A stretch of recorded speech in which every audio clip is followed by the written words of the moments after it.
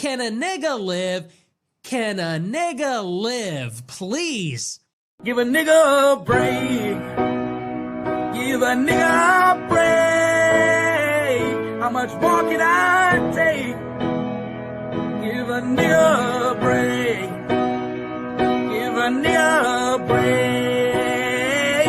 Give a nigga a break. How much more can I take? Give a nigga a break.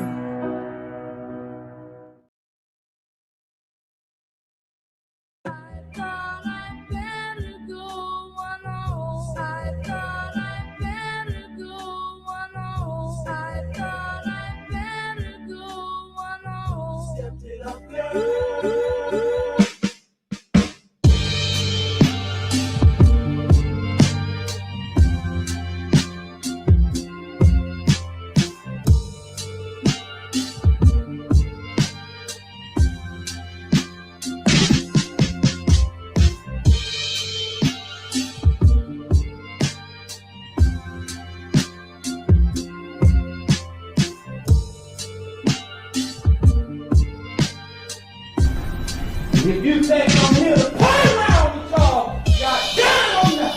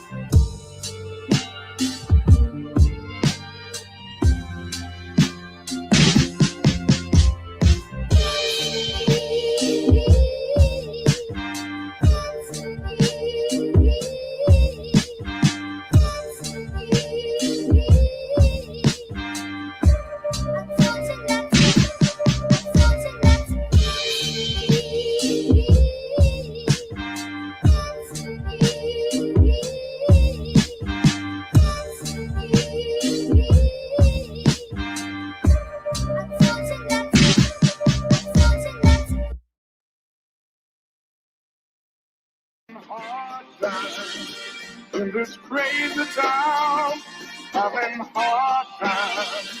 There's no love to be found.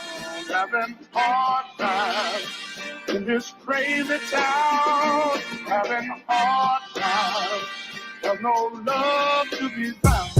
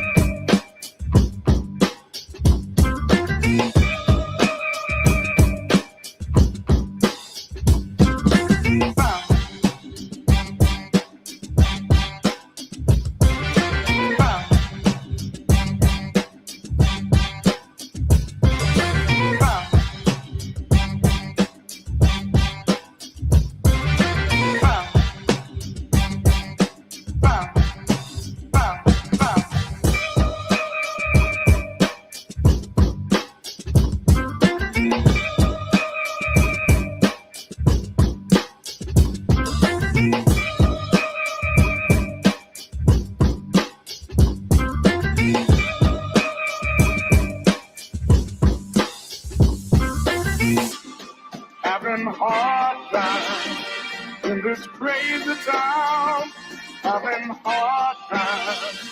There's no love to be found, having hard times. In this crazy town, having hard times. There's no love to be found.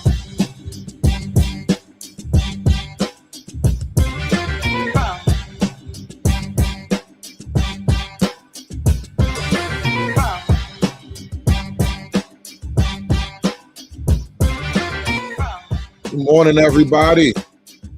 Who's up early on a Saturday? Hit that like button for me, y'all. Welcome back. Welcome back. It feels so good to be back. We got all the channels moving. All the streams are active.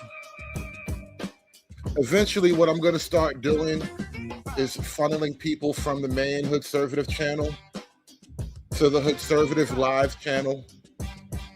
I'm going to start using the old funneling system that I did before to build the channel back up. And we're going to go from there. The super chats are active on both channels. I'm working out the membership problems on both channels. I think the memberships are going to be open on the other channel soon, but super chats, gifting, and all that is active right now. Shout out to the lovely Miss Cantrell, First Lady of the church here. Testing the theory out. The super chats are open. Thank you all for coming out this morning. Let the church say amen. We're going to get right into the show today, though. Apparently, we have to talk about racist images of black people, y'all. We have to get into it, y'all. We have to talk about racist depictions of black people. I don't know about you guys. For one, I am just thoroughly, I'm sorry. I am kind of tired of the black image being used to make some type of obscure, woke, racist media critique. I am tired of the black image being used as some type of political totem so that somebody on one side or the other side of the political spectrum can get their rocks off. Like, the black image should be treated as sacred and holy. It should be something that we should revere and we should worship. And so to that end, I am just sick of you niggas. One nigga to roll them all and one nigga to find them. One nigga to bring them all in darkness and bind them. I said one nigga to rule them all and one nigga gonna find them. One nigga to bring them all in darkness and bind them. I said Lordy, Lordy, I'm the Lord of them reigns. Lordy, Lordy, I'm the Lord of them reigns. Then the Lordy, Lordy, niggas dying in the streets. Lordy, Lordy, dying over them rings, nigga. Rings, rings, give me all them rings. Rings, rings, give me all them rings, nigga. Rings, rings, give me all them rings. One nigga roll them all in one nigga. I'm sorry, I don't know what happened there. That was a mistake. I was looking for the video of racist depictions of black people, and I don't know why that popped up. That's silly me. Oh, here we go. Here we go. Here's the real video.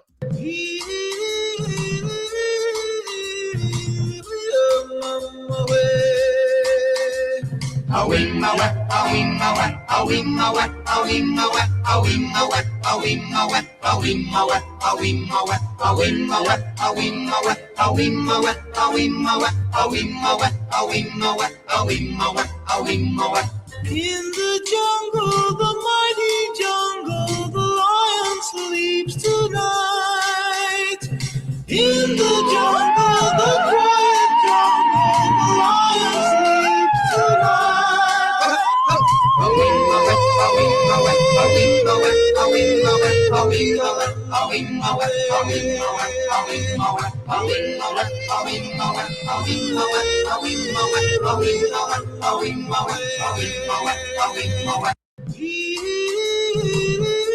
Now, is it racist because Michelle Obama and Barack Obama were depicted as some type of guerrilla couple? where clearly everybody in the video is some type of animal creature here. And Biden is also a monkey. And the monkeys, are the monkeys flying? The nigga got wings, y'all. The monkey got wings. I mean, really? Are you really going to trip about a commercial where the monkeys have wings? Come on, Mark. Where's your sense of humor? How a nigga can't laugh at a monkey with wings, bro? He got one arm and two wings. How is that not funny? The monkey has one arm and two wings, bro. How is this not funny? Look at this shit. Look at this shit. He has one arm and two wings, and you think the Obamas are the worst part of this video? All right, Hillary Clinton is a pig.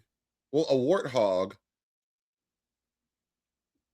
Oddly appropriate. I feel like Hillary as a warthog is weirdly an upgrade. Hillary Clinton is actually a war pig. I do like this. Now that I think about it, Hillary Clinton, the war pig, is perfect. That's probably her CIA handle. War pig to base, come in. War pig to base, mission complete.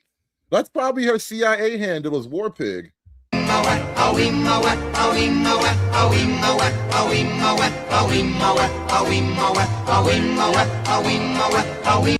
We got Mamdani as a hyena. Interesting flex. We got Chuck Schumer here as a zebra.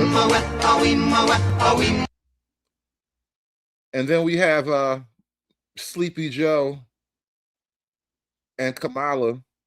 Kamala's a turtle, which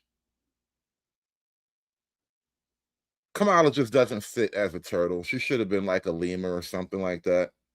Kamala should have been one of the meerkats or something. One of those creatures that eat bugs. And then you have Joe as the red-nosed baboon here. Clearly another monkey creature. White people can be monkeys too, all right? The white man can be a stanky manky too. Diversity, nigga. And he's literally eating a banana. They have Joe Biden as a red-nosed baboon filleting a banana. And you really think the Obamas are the worst part of this video? I don't like the way Joe's looking at that banana right now. He's looking at that banana like he's been there 1,000 times before. Whoa, they really OD'd on Joe and the banana. They really did OD on Joe and the banana. And you really think the Obamas are the worst part of this video? I mean, come on now. This image of Joe alone is priceless enough, right? Why is this not the scandalous image, but the Obamas are the scandalous image here? Creepy Joe, listen, man, you're enjoying yourself. You really are in your zone right now, Joe. In the jungle, the mighty jungle, the lion. How far back did that banana go? Jesus Christ. How far back did the banana go? That shit touched the dangly thing in the back of his throat. This is terrible. AI is disgusting. In the jungle, the mighty jungle, the lion sleeps tonight. In the jungle, the quiet jungle, the lion sleeps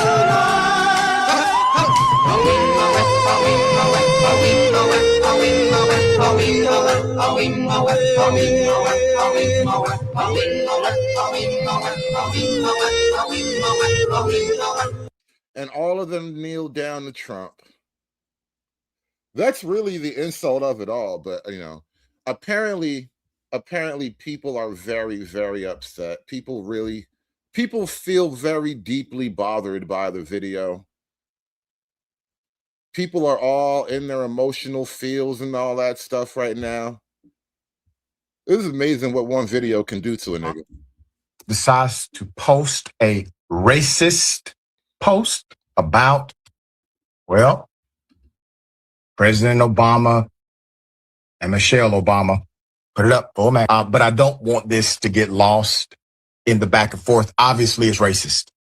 Obviously, it's bigoted. Okay. There's another point in this that goes to what just happened in Fulton County. Once again, they are starting the rhetoric of a stolen election again. They're starting the rhetoric. So this was the genesis of the post about stolen elections from 2020. They just raided the Fulton County voting hub and illegally took voter information that was currently under court review via a motion from the Department of Justice. And instead of waiting for their court review to give them clearance or no clearance in order to do this insanity, they decided to file a criminal warrant against Fulton County and utilize that as their auspices to then steal voter information with the DNI appointee in charge. All right. So the White House has a response. Sir, this man gutted your own program for minorities who own businesses, sir. This is the most racist thing you have seen. Put it back up again. Look, even he can't help. So but the laugh. spin is, well, Trump If it was didn't that do it. racist, He you didn't wouldn't know be about laughing, it. nigga. He didn't approve it. He was unaware. If it was that racist, you wouldn't be up here giggling, nigga. Stop. Stop. Even you know this shit is a little bit funny. Come on, bro. It's sir DNI appointee in charge. All right. So the White House has a response. Sir, this man gutted your own program for minorities who own businesses, sir. This is the most racist thing you have seen. Put it back up again. So the spin is, well, Trump didn't do it. He didn't know about it. He didn't approve it. He was unaware, even though it's him and his name, his administration. He's responsible. He's in charge. He's the person calling the shots. You have a couple of issues here. One, if this is happening and he's completely unaware, he's completely incompetent, which obviously is true on many levels anyway. Two, the reason why this is even happening is because Trump approves of racism.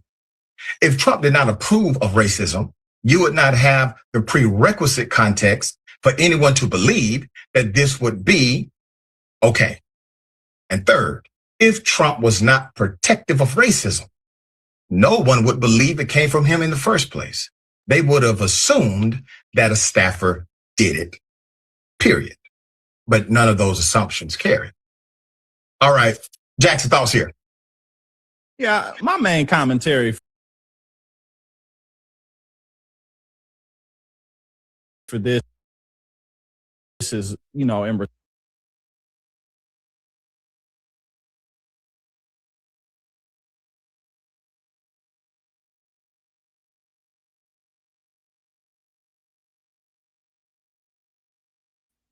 Chat, what is this nigga right here?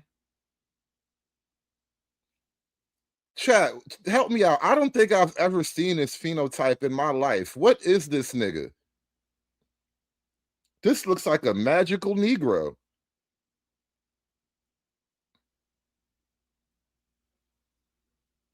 They get the whitest niggas of all to help fight racism, bro. I swear to God.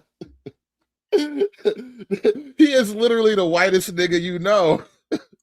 What is this right here? I don't even know what this phenotype is right here, bro. And I'm like a phenotype expert, you know, because I be trying to practice my racism abilities, and I don't even know what to call this nigga. I don't know how to properly racism against this nigga. This is the whitest nigga I know. Damn.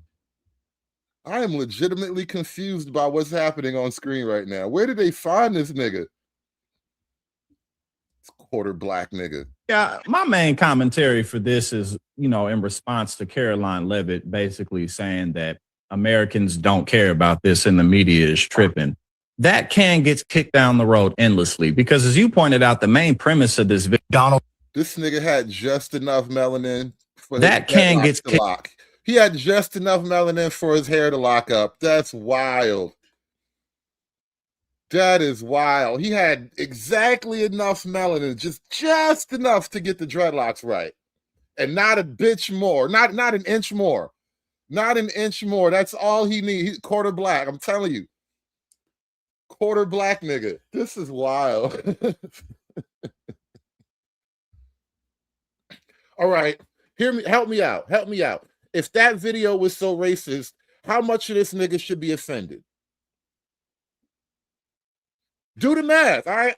You know, because the universe can be condensed into like a series of math problems, ones and zeros and whatnot. So if that video was racist, how much of this nigga should be upset right now?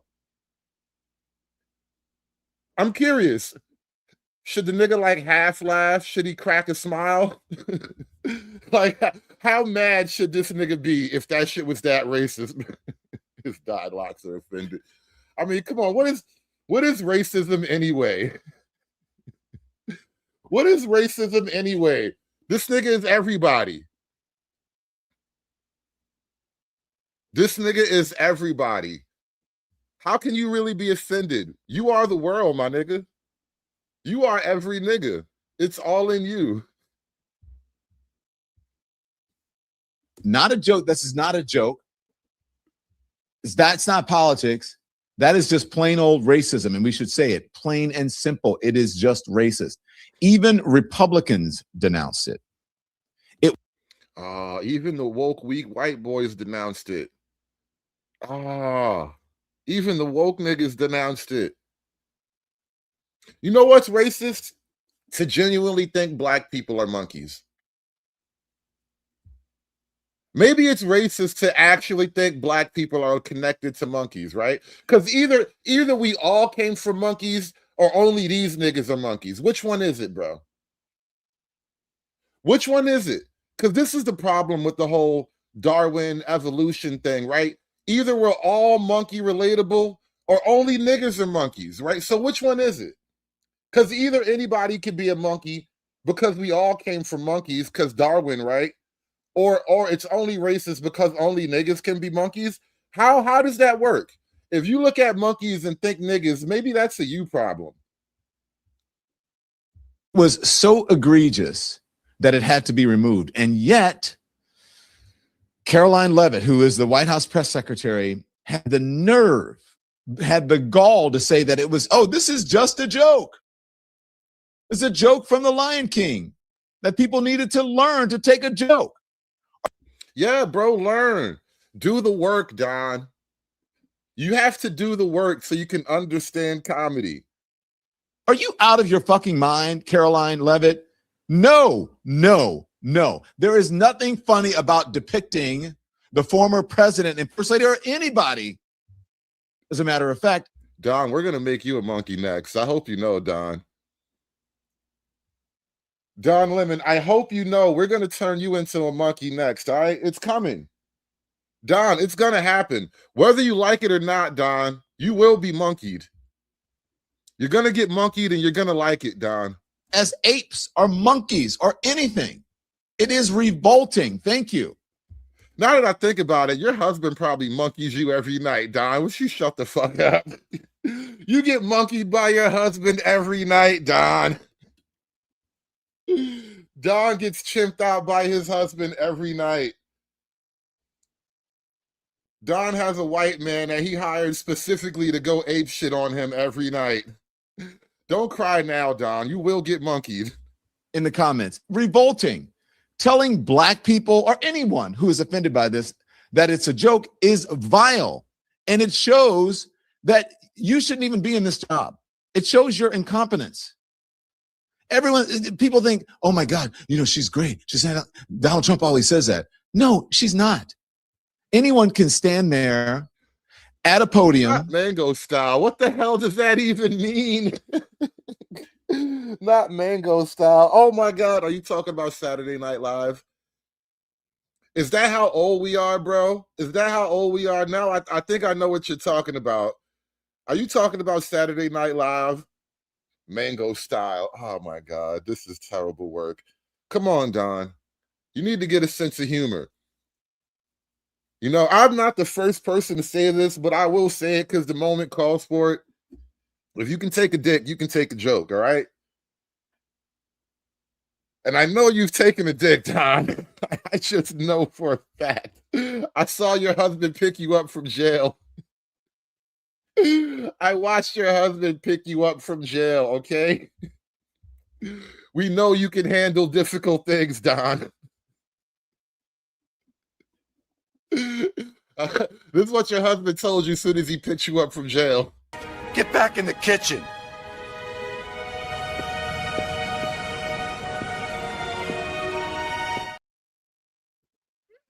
Longest car ride ever, wasn't it?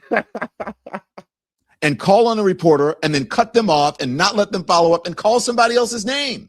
It's not that hard to do, especially if you can just lie with impunity. It's not that hard.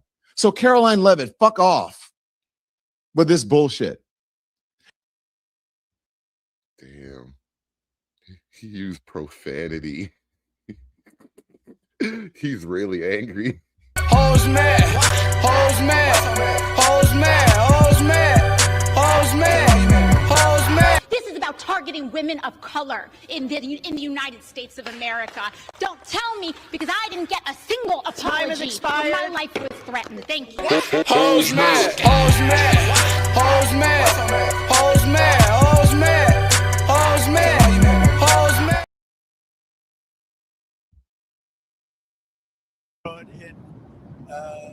And the machines, how crooked it is, how disgusting it is.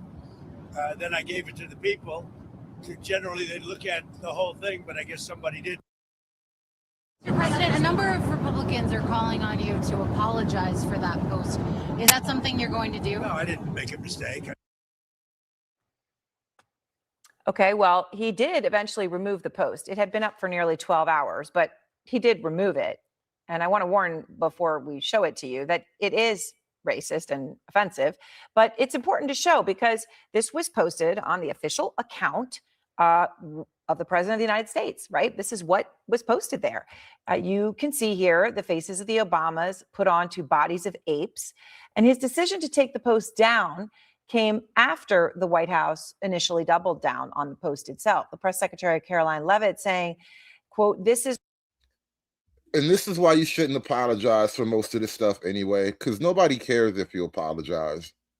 Sometimes it's better to just lean into it. What are you going to do? Unelect him? From an internet meme video depicting President Trump as the king of the jungle and the Democrats as characters from The Lion King. Please stop the fake outrage and report on something today that actually matters to the American public. Well, that was said, but then the backlash got loud. Republican Senator Tim Scott, the only Black Republican in the Senate, came out calling it the most racist thing out of this White House. Instead, Herndon and Andrew Yang are out front. Tim Scott, you're dead to me.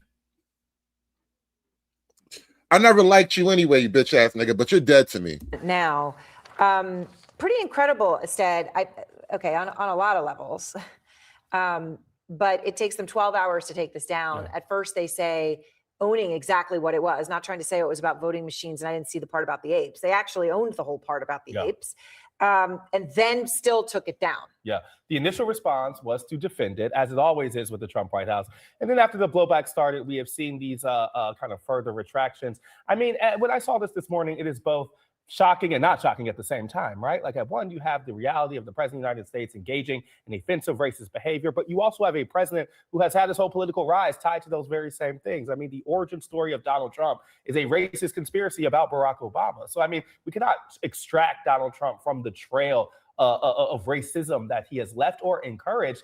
But I think this reflects a White House that is increasingly at a credibility loss too. They are putting their officials out there, Caroline Levitt included, and whether it's Minneapolis or whether it's Trump's health or whether it's this video, they're increasingly asking the public to not believe what's in front of them. And I think that has contributed to Donald Trump's increasing unpopularity with the electorate. So, Andrew, the White House obviously now trying to blame it on a White House staffer. Okay, which I mean, there's so much irony in that. You could take the Rob Reiner post, you could take so many posts that they actually haven't even tried to blame on a staffer, right? That he goes ahead and posts his own stuff that I don't know anybody thought was okay. In this case, Trump allies are calling to fire the staffer. Bill O'Reilly said, you got to fire the staffer right away. Pastor Mark Burns, after speaking with Trump, says, my recommendation to the president was direct and firm. The staffer should be fired immediately. And the president should publicly condemn this action, which he didn't do, right? He said he didn't make a mistake. But a source familiar with Trump's social media, as I said with Rob Reiner, he posts on Truth Social all the time by himself. He posts in the middle of the night by himself, right? So suddenly in this case, this one somehow upset enough people that he's going to put the fig leaf up. Yeah, the backlash was truly bipartisan, which is something of a rarity in today's politics. I agree with Ested. Aside from how vile and disgusting the video was, the first thing that came to mind for me was distraction, because the actions of ICE in Minneapolis, wildly unpopular, even with many people who voted for Donald Trump. This week, a job report came out saying that it was the worst January for people looking for jobs since 2009. It's 17 years. I mean, go back. Yeah, and so I thought to myself, okay, this is Trump throwing something out there to change the news cycle. Wow. Yeah, I mean, I think there has been speculation that he has done that. People really talk about Trump like he's emperor, like he's Darth Sidious, Everything he does is this 3D chess level machination. Before we know that that's his instinct, is to get it back on his terms.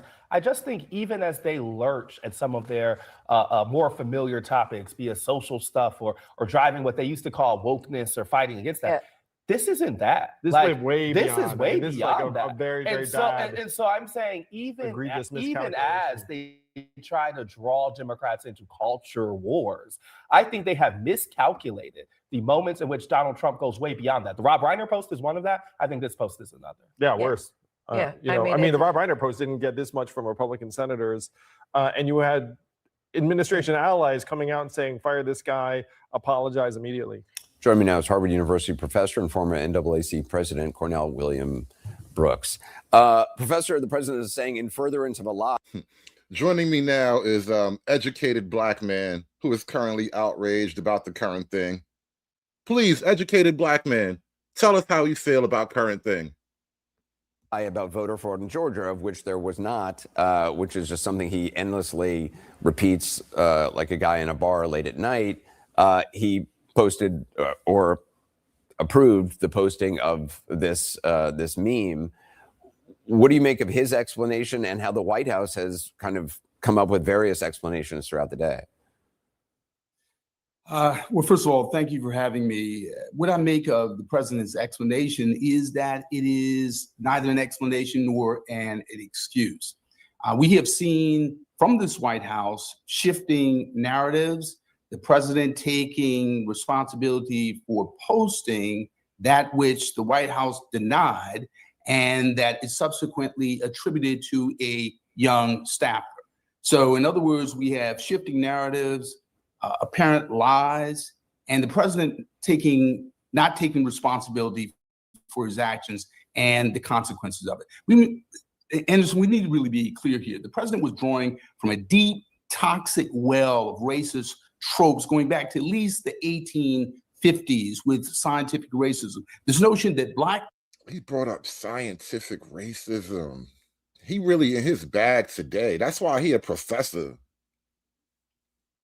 Racism professor. This nigga know racism. People are most closely related to apes and gorillas and simians, such that they are subhuman and sub-citizens. And since this president has called into question President Obama's birthplace and his legitimacy, credibility as a citizen, this is true to form. So in other words, this is incredibly offensive, it is not entirely new. Well, it's interesting. You are right. It is also interesting that he doesn't say, you know, had I seen this, I never would have done this. This is, you know, terrible. These images are sickening. You know, and I would never post something like that. And it's interesting to me that I guess he views it as a sign of strength, his refusal to ever apologize, his refusal to admit that he made a mistake. It seems to me the ultimate sign of weakness, that he's so afraid of being seen as making a mistake that he can't admit it when he does. Well, you know, the thing is, it's a sign of weakness in two respects. There's a weakness with respect to admitting a wrong and taking responsibility, but there's also weakness with respect to his inability to resist this racist impulse to demean, to degrade, to belittle Black people generally. And you know, I'm starting to realize when you watch cable news, especially, it is the job of the Black person on television to always perpetually be racially offended. It's like they never bring Black people on the news to talk about anything unless they're gonna be like racially offended. They're gonna play up the race angle. Like, a nigga can't never just like some shit. He always has to talk about the racial element, and you know, this is why we need more representation. This is why we need to be included and shit. It's like, bro, how come Black people can't just be? Every time you see a nigga on cable news, he always racially upset about some bullshit. And the country specifically. And what I mean by that is this president seems to think that he is merely insulting the Obamas and Black people when he, in fact, is also insulting his supporters. What do we mean by that? He seems to believe that his base and white Americans can be so rage-baited and race-baited that they will forget high grocery prices or unaffordable homes or a White House that is in absolute chaos. So in other words, he calls into question the humanity, the intelligence and character of Black people, but he also calls into question the intelligence and conscience of white people. And so he is so small on so many levels. Well, if he's calling everybody stupid, that doesn't really make it racist now, does it? If Trump is calling everyone's intelligence into question, maybe it isn't racism. Maybe he's just an asshole, and that's good too. I'm all right with that. So, do you have any questions, John? Mr. President, social media post that you took down earlier today, the White House says that a staffer sent it. Who sent it, and are you going to fire them? No, I looked at it. I saw it, and I just looked at the first part. It was about voter fraud in someplace, Georgia. There was a lot of voter fraud, 2020 voter fraud. And I didn't see the whole thing. I guess during the end of it, there was some kind of a picture that people don't like. I wouldn't like it either, but I didn't see it. I looked at the first part, and it was really about voter fraud in and the machines, how crooked it is, how disgusting it is. Then I gave it to the people. So apparently what seemed to have happened, what at least what their story is, quote unquote, there was a video that Trump was reposting, and sometimes when you're on Twitter, I think, or whatever site you're on, if you're pulling up the videos, one video will automatically feed right into the next. It'll just scroll right up or whatever. And I think whatever he was posting about the election fraud video, something else started to scroll up into the next video, and maybe they didn't edit it out properly, and they posted that part by accident. So this is how we all kind of figured out the original full video context, and then we see the whole thing, and it doesn't quite look as horrible as they want us to think it is. But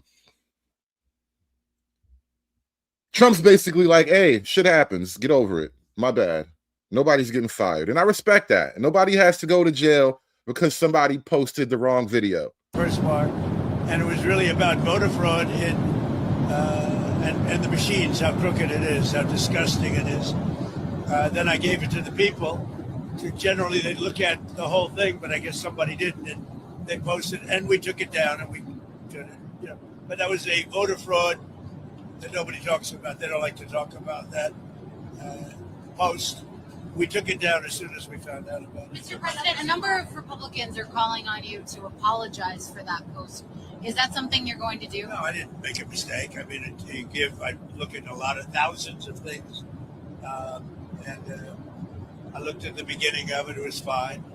They had that one post, and I guess it was a takeoff. By the way, a lot of people covered. If you look at where it came from, I guess it was a takeoff on The Lion King.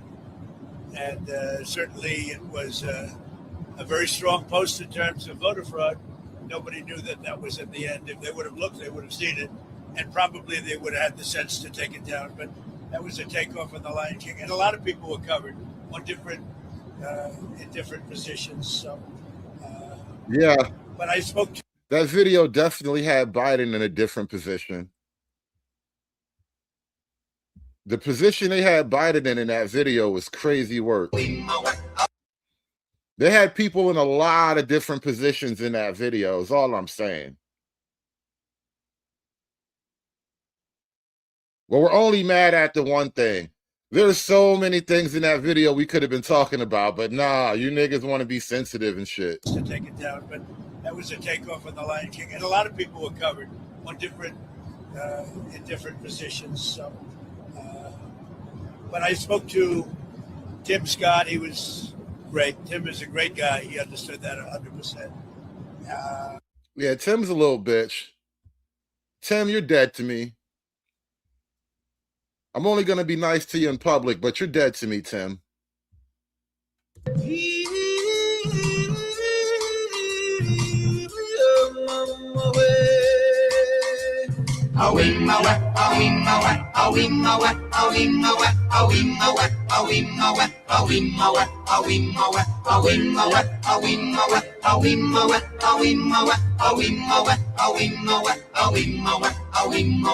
In the jungle, the mighty jungle, the lion sleeps tonight. In the jungle, the quiet jungle, the lion sleeps tonight.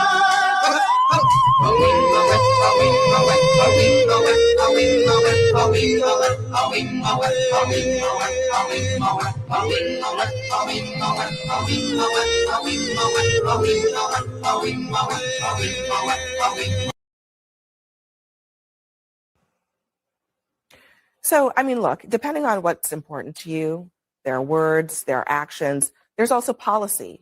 They've got a policy towards South Africa that says if you're white, you can come here. If you're not, you can't. What else? I think your point is well taken, that Trump has made a lot of inroads in minority communities. And I think that's why you saw a lot of panic among Black MAGA Republicans.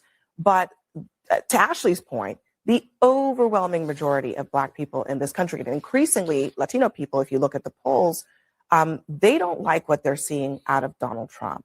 And when people say that Donald Trump continues to do and say racist things, what is the counter argument to that when it's right there in black and white on paper? I guess one thing that is interesting to me is we never heard Biden criticized, and he eulogized a KKK recruiter, Senator Byrd. He said some kind of insane racist things like poor kids are just as bright and just as talented as white kids.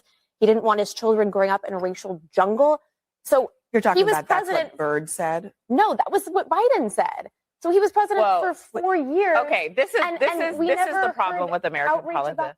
Actually, you did. Someone who worked on the Biden campaign, Black people were very critical of what Joe Biden did around the '94 crime bill, and you still worked for the nigga though.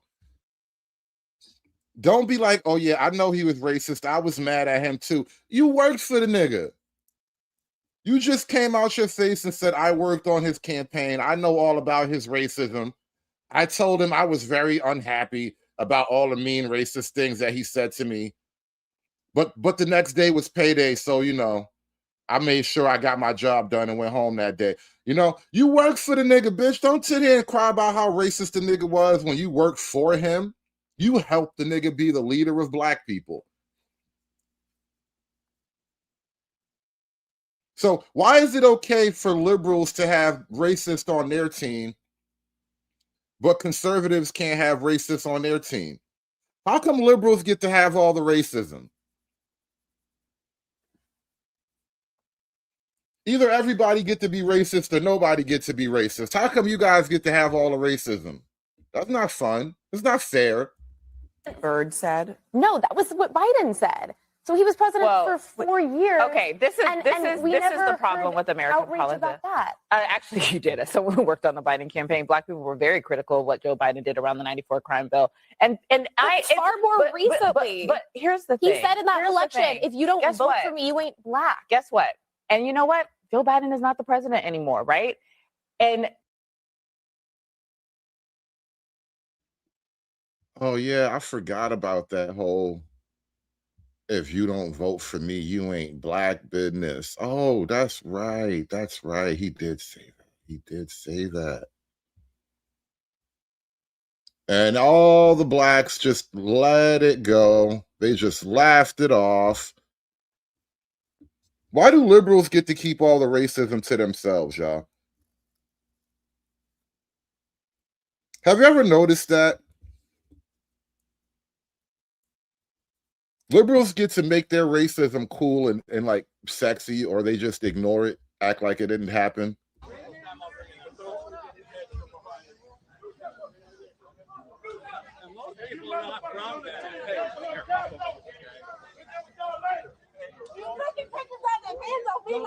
Touch me again. Touch me again. Don't touch him. I'll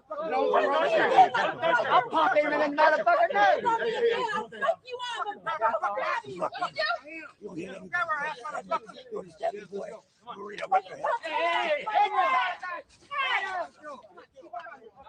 Fuck with me, boy. Get that sorry piece of shit out of here.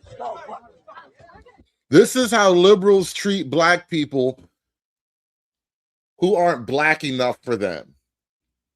When liberals find a Black person who's not being a nigga, they get damn near violent. They be ready to lynch niggas. I'm telling you, the next lynching will happen by progressives. It's going to be some conservative who got caught lacking coming out of a MAGA rally, and they're going to get his ass. I'm telling you, this is how they're going to roll up on him with gorilla mask on and shit. Touch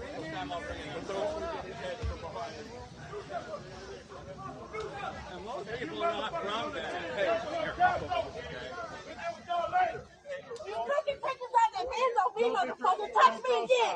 Touch me again. Don't touch him. I'll pop him in his motherfucking nose. Touch me again. I'll fuck you up.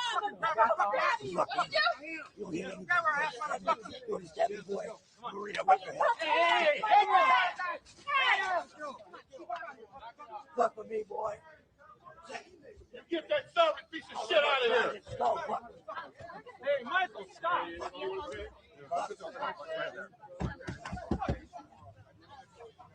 that piece of shit out of here.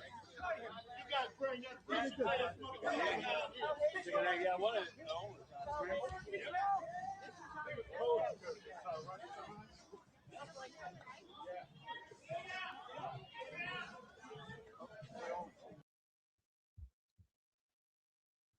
This is the image that they put out. Some of the liberals put out this image of the Black woman in Chicago trying to flip Chicago red. This is the picture that they put out of her because she's trying to flip Chicago red. This is what they do to Black people who want to make Chicago red again. Well, let's go back in the Wayback Machine, y'all. Let's just take a look back in time. Here's Jimmy Kimmel as Oprah. That's why I start every. Because blackface is never funny. You should never, ever, ever make fun of Black people like that. Morning with a brisk aerobic workout, but I can't do it alone. Workouts are easier when you have a partner. My workout partner is my maid, Marguerite.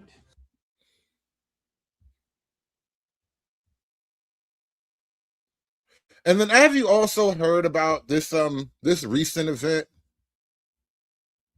Look how they treat the Black people in Minneapolis here.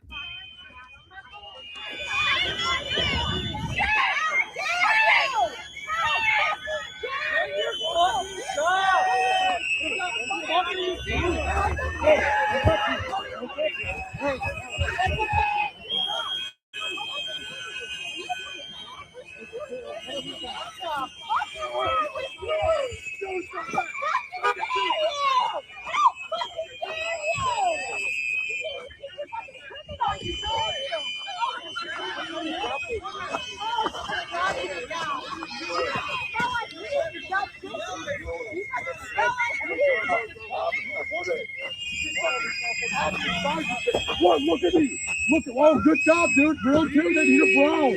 You're not white. You're brown. You know that, right? You look in the mirror, see a white person. Fuck you. You're brown. Fuck you. Fuck you. What is that supposed to mean? Because he's brown? Because he's brown, you get to tell him his business? You can tell him how to act because he's brown? Do you know his place? Does that brown guy not know his place and you know his place? Is that what that means? Really? Why aren't you acting brown? I read about brown people in college, and this is not how brown people are supposed to behave. You're not acting brown enough. It's very white of you.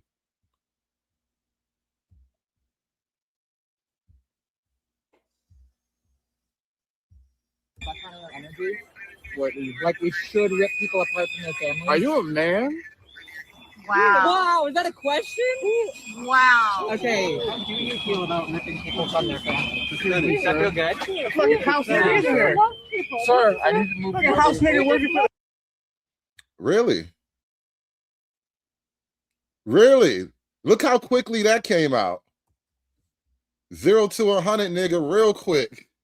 He went from 0 to house nigga real quick. Wow. Okay. How do you feel about ripping people from their families? Does that feel good?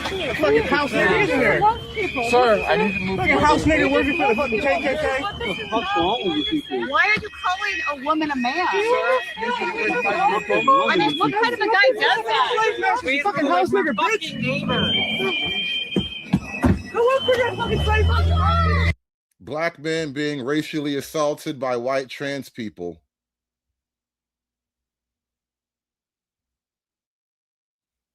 Clearly, a black man being racially assaulted by white trans people. Why does this not make the liberal news cycle? How come the liberals don't want to talk about that for 48 hours nonstop? They only get to talk about the right wing when they do something a little spicy. When right wing guys say things that are a little bit dangerous, then it's like, oh, look at this racism. I can't walk straight no more. This nigga racismed me. You know, all of this stuff that happens when liberals get out of pocket, they don't want to talk about it then. Because, you know, apparently there's and white liberals know for a fact there's a rule and a manuscript. There's a manual for how blacks are supposed to behave. And so when they catch black people not acting black, they call them on it.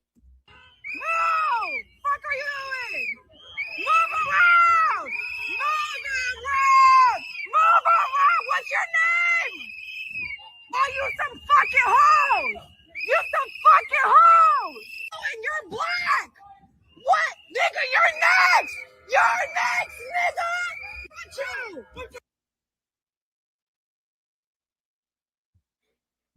All of a sudden, it sounds like 1925 again. You're next, nigga! What the fuck was that? Whoa, did we just go back in time like 100 years? You're next, nigga! Whoa.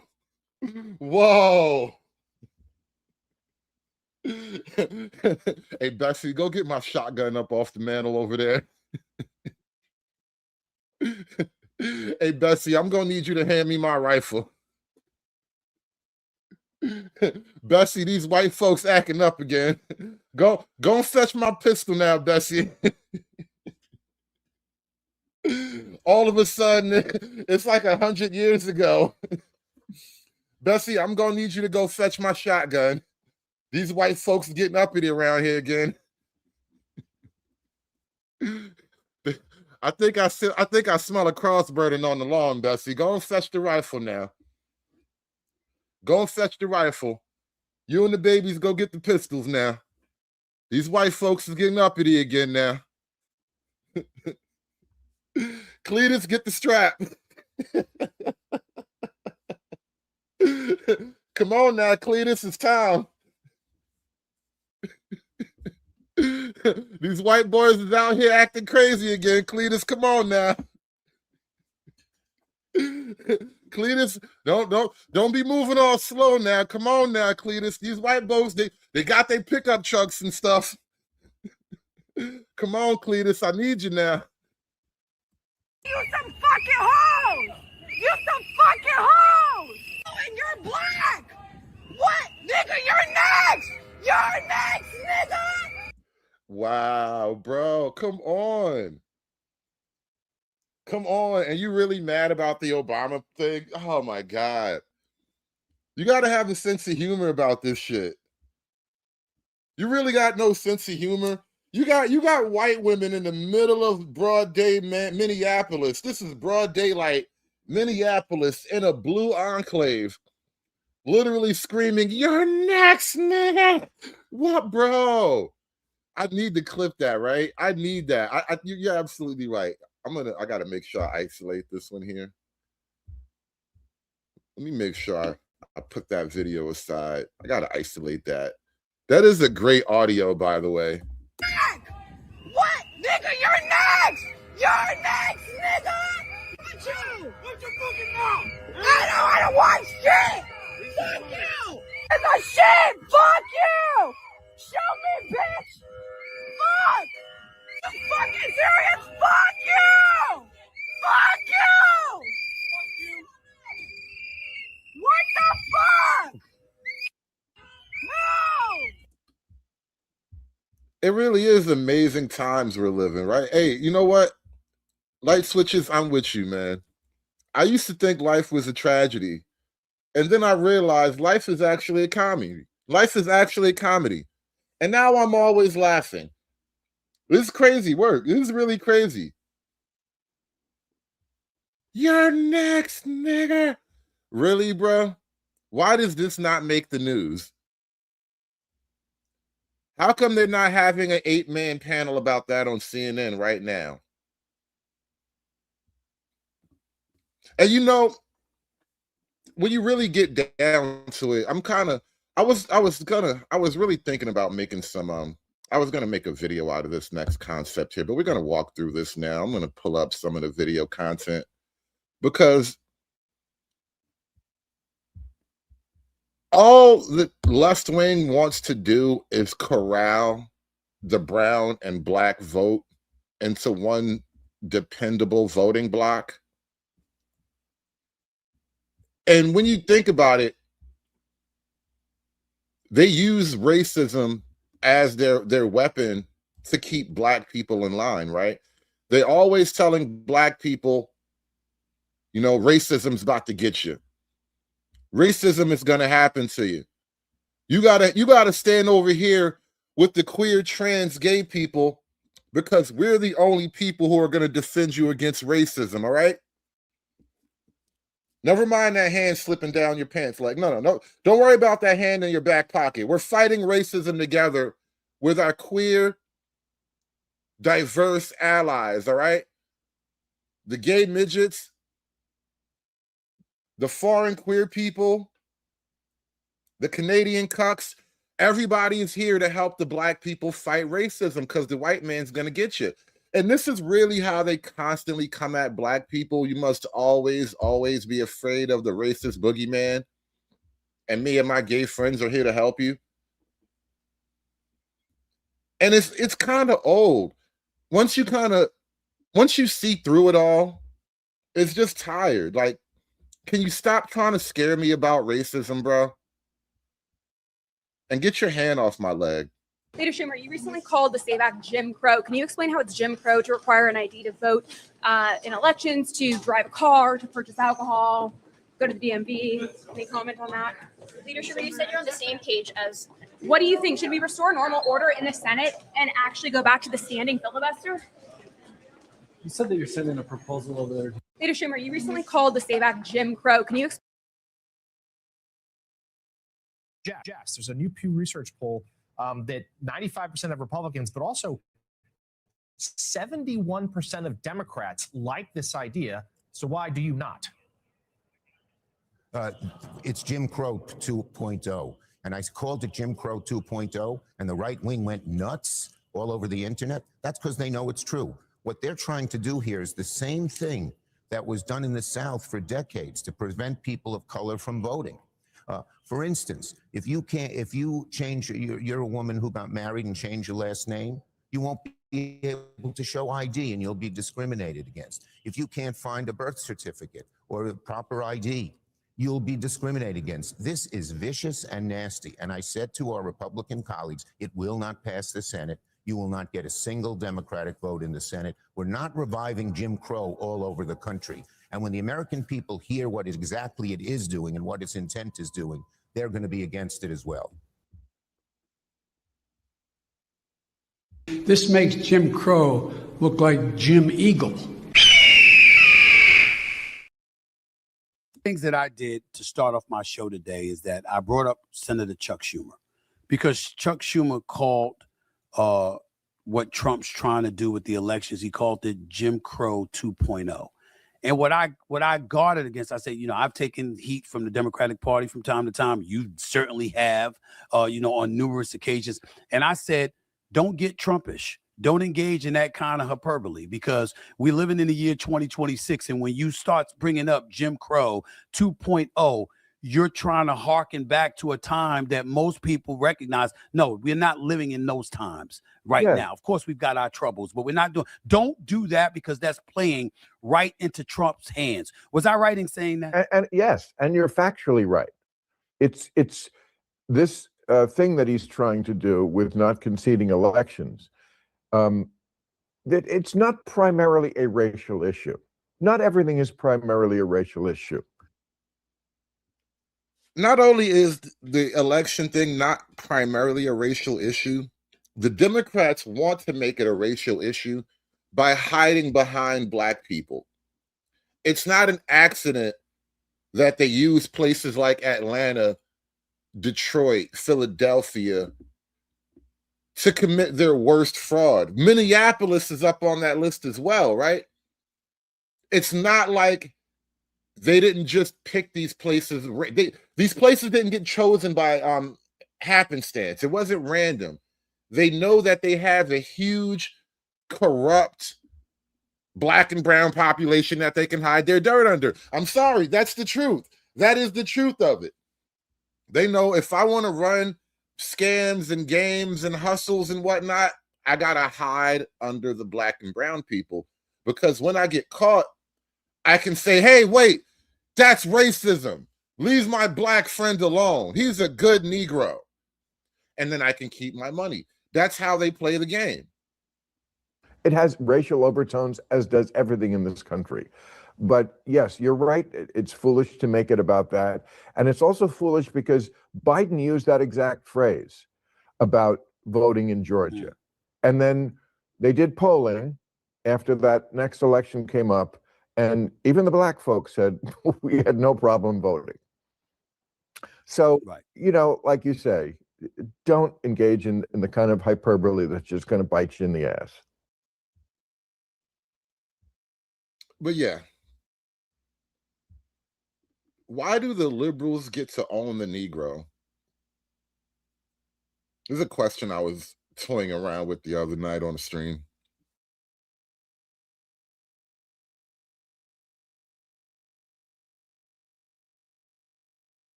Why do liberals feel as though they own the Negro vote?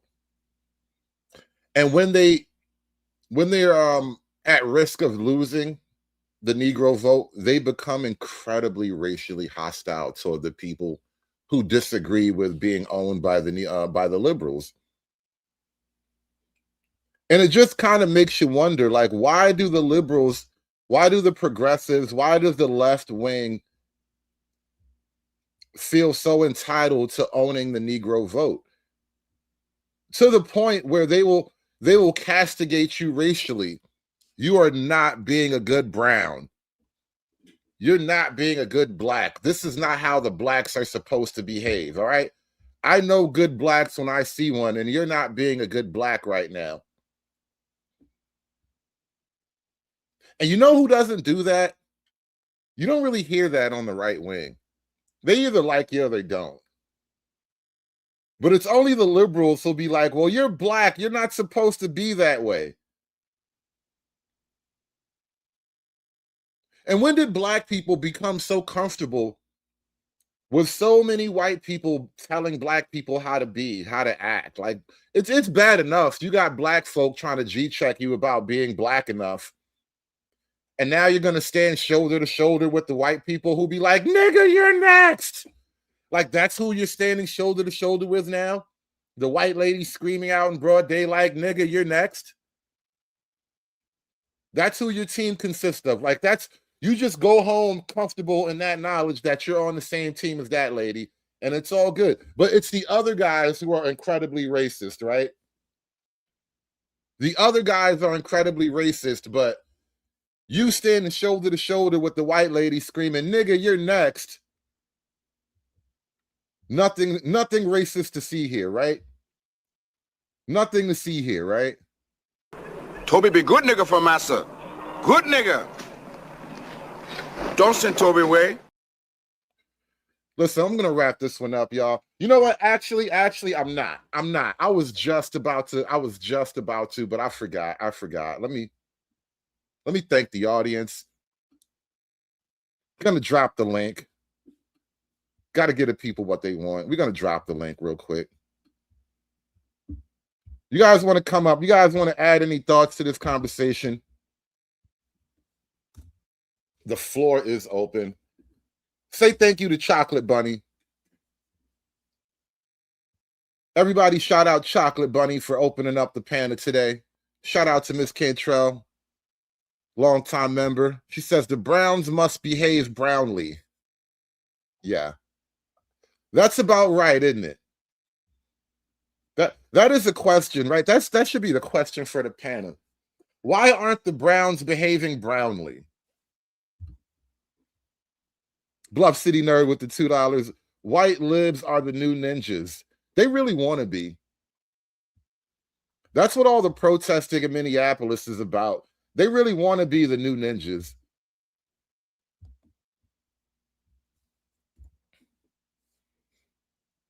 But shout out to Chocolate Bunny. Thanks for supporting the stream, y'all. Hit that super chat button. Smash that super chat button for me, y'all. The link is in the chat. Hulk! Smash!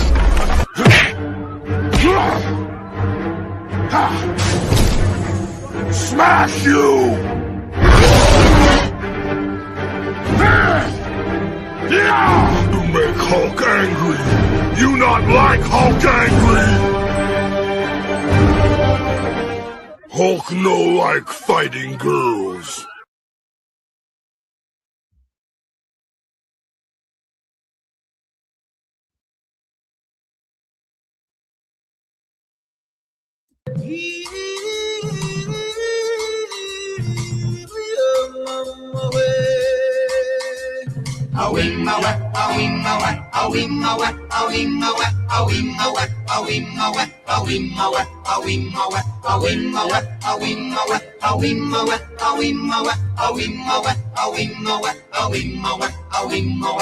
In the jungle, the mighty jungle, the lion sleeps tonight.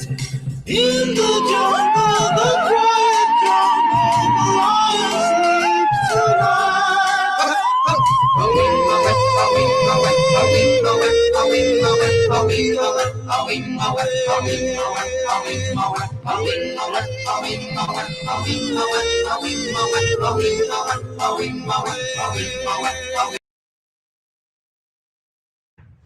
All right, let's talk about the Obama monkey video. It wasn't an accident. It wasn't a mistake. And I don't care that there are a lot of Democrats in the extended video. You use a quick clip of Obama and his wife as monkeys, you know what message it sends, and you know it is wrong.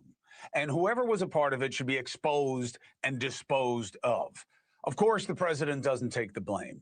Of course, they took it down. The message was sent and received.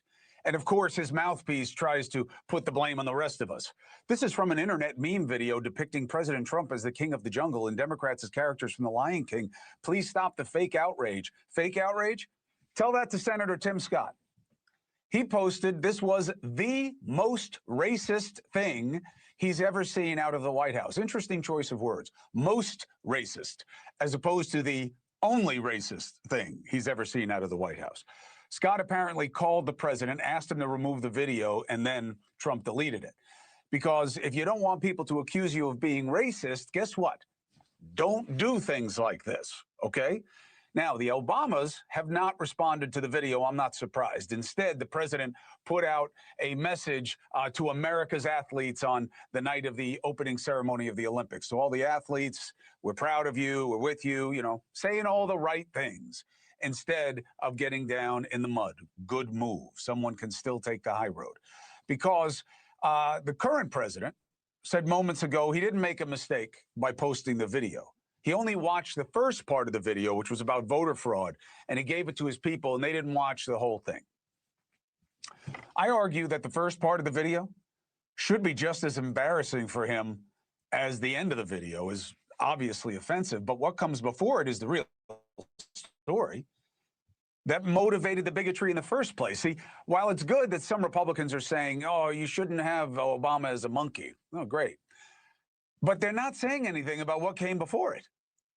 This absurdist nonsense about the 2020 election, conspiracies that have been debunked. Before the 2-second monkey crap, 58 seconds of absurd, baseless conspiracies. They don't even mention that. Why would you put this BS with the monkey BS? Here's my take. The president believes that the kind of person who would believe the nonsense that he's putting out about the last election being rigged would be amused, would enjoy depicting the black president and his wife as monkeys. In other words, the joke is not on the Obamas. The president is actively making a monkey out of you. Now, the guy in the video is retired Army Colonel Phil. He said the president is making a monkey out of you. We're all monkeys now, right? Either we're all monkeys or we're not. You can't be crying about it like this, man. It's so weird. I don't understand all the outrage. What the hell is this image, Snowman? This is hilarious. What is this? What is this image you got as your thumbnail here? What the hell am I looking at? That's a big middle finger, sir. Why look like all the fingers are cut off, though? Because he's flipping the bird. He's wearing a middle finger costume, dummy. Oh, that's why it looks weird. It's a costume thing. Okay. Okay. All right. All right. All right. You need something better here. You need something better here. How about this? I need something that plays better on screen. Let me see if I can find it. Where are you? There you go. How about that?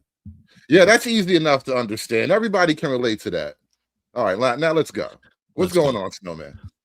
Dude, I think this is insane. Dude, let me ask you this. How tired do you think all these liberals are? How exhausted do you think they are constantly, always being mad and pissed off about everything? Always.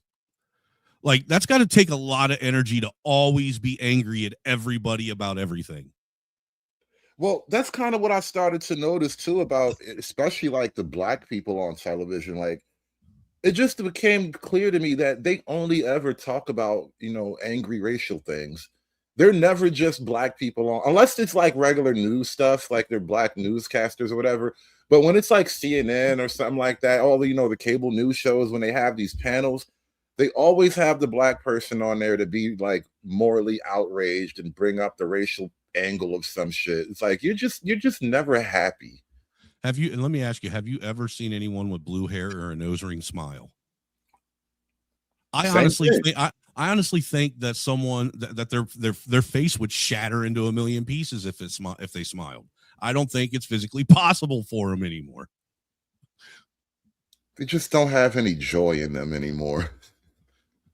That's the thing too. Like, even with the Obama thing, with the video and all that, and they've been saying this for a while, the left has killed comedy. And so like, it's at the point where the funniest things are now the most illicit things. You can't laugh at a thing safely anymore. Everything that's truly funny is somehow out of bounds, and it'll get you banned from public life or fired from your job. Like, literally, we have this phrase called "not safe for work," right? Because you just can't even talk about things at your job because you're gonna get fired, you're gonna get dragged into HR. And you know who did that, right? liberals and pink-haired fat bitches. Dude, you ain't lying. You ain't lying. You know what's crazy? I find it interesting that the very people that were advocating for America not to be a racial jungle 40 years ago now advocate for America to be a racial jungle. Oh, I'm man. confused. Isn't America supposed to not be a racial jungle at this point? I'm telling you, young Biden was actually competent. He had just enough racism to keep the trains running on time and have the trash picked up every Saturday. But nowadays, it's like they want to turn the whole country into San Francisco or South Africa or some shit. It's like they want it to be South Africa, but with a lot more white people. And then eventually, you know, they're going to solve that problem too. But like, things used to be so much better. We had so much faith in liberals once upon a time, didn't we? Well, see, and what's crazy is like the white dude that you got on there on TV or on the screen right now. At one point in time, you could look and almost guarantee trust that someone that looked like that redneck motherfucker up there in his fucking trucker camo hat and t-shirt living on a farm was going to say some, you know, super patriot, ultra American shit. Yeah. Now you can't. Now you can't even assume that someone like, you know, someone like that might sit and blurt out some fucking retarded ass left wing fucking need to be locked in a mental asylum shit. Now you just never know. It's insane. All right. I'm glad you brought up the hick lip thing, and let's try not to swear so much. But I'm glad you brought up the hick lip thing because this is a new phenomenon in white culture. It really is. It really is. It's mind blowing. Yeah, and I'm glad because I really haven't had a chance to ask another like white guy, especially like a white guy, not some lib or whatever. But like, I grew up in Hicktown, dude. So this is why it's mind blowing to me to see someone like that I know is about to say some liberal garbage. Dude, this is the thing I kind of learned over the last couple of years driving around. Because being a trucker, you just see things. And so you get on the highway and drive through these small towns or whatever in random places. You know, I've been up and down the whole East Coast in the last couple of years. And like being in small, middle of the nowhere, obviously like all white towns. And then you drive by the church and there's a rainbow flag or a sign at the front of the church. And I'm like, huh? Like in my mind, it's like you get that sound effect in your mind, like something just stops for you really quickly. Like, whoa.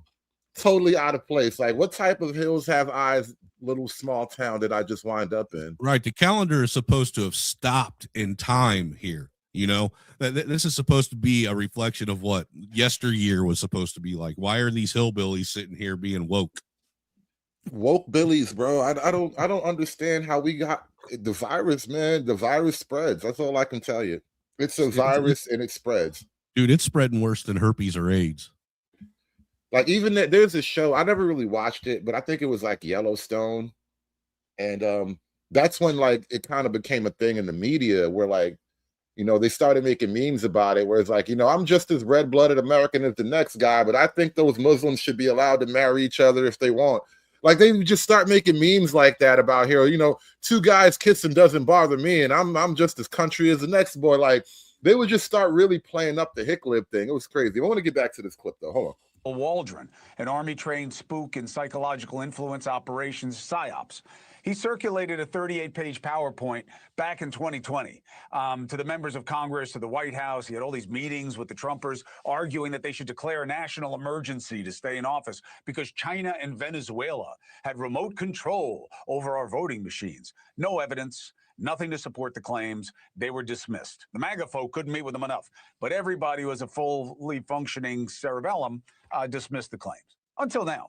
It seems the White House is trying to distract with conspiracies that the midterms are rigged just in case they don't go their way.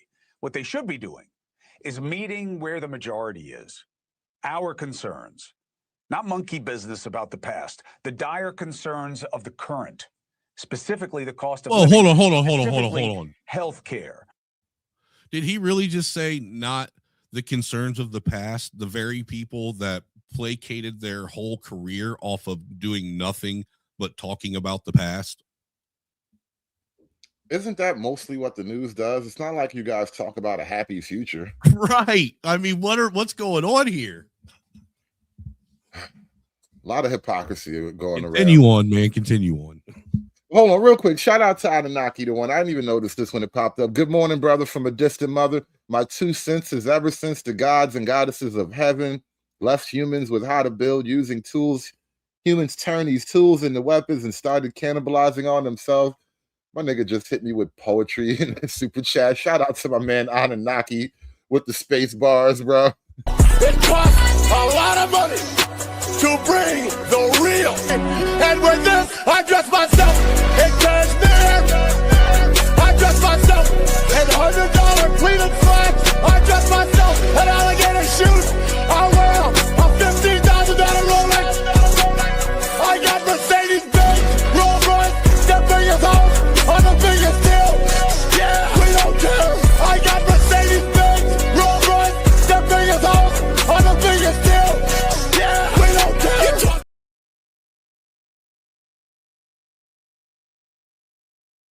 Did you not happen to notice that when they say the lyrics while that's playing, Hood, he says the word, the caption says freedom slacks when he says pleated slacks? I know. When I first listened to the song, I kept saying freedom slacks over and over again until I kept thinking about it like this can't be, but freedom slacks does sound dope. I would spend $100 on a really nice pair of freedom slacks, though, no lie. I bet Trump can make that happen. No lie. If you make me a nice pair of like did he make freedom shoes? Nah, never mind Trump. Never mind. I'm not buying Trump gear. Ralph Lauren. Ralph Lauren. $100 freedom slacks. All right. Hear me out. Hear me out, Ralph. All right? I've been a loyal customer for like 15, 20 years now. Hear me out. Is all I'm saying. $100 freedom slacks. Navy blue with a little American flag somewhere down on the hip. Not too big, but big enough to make the point.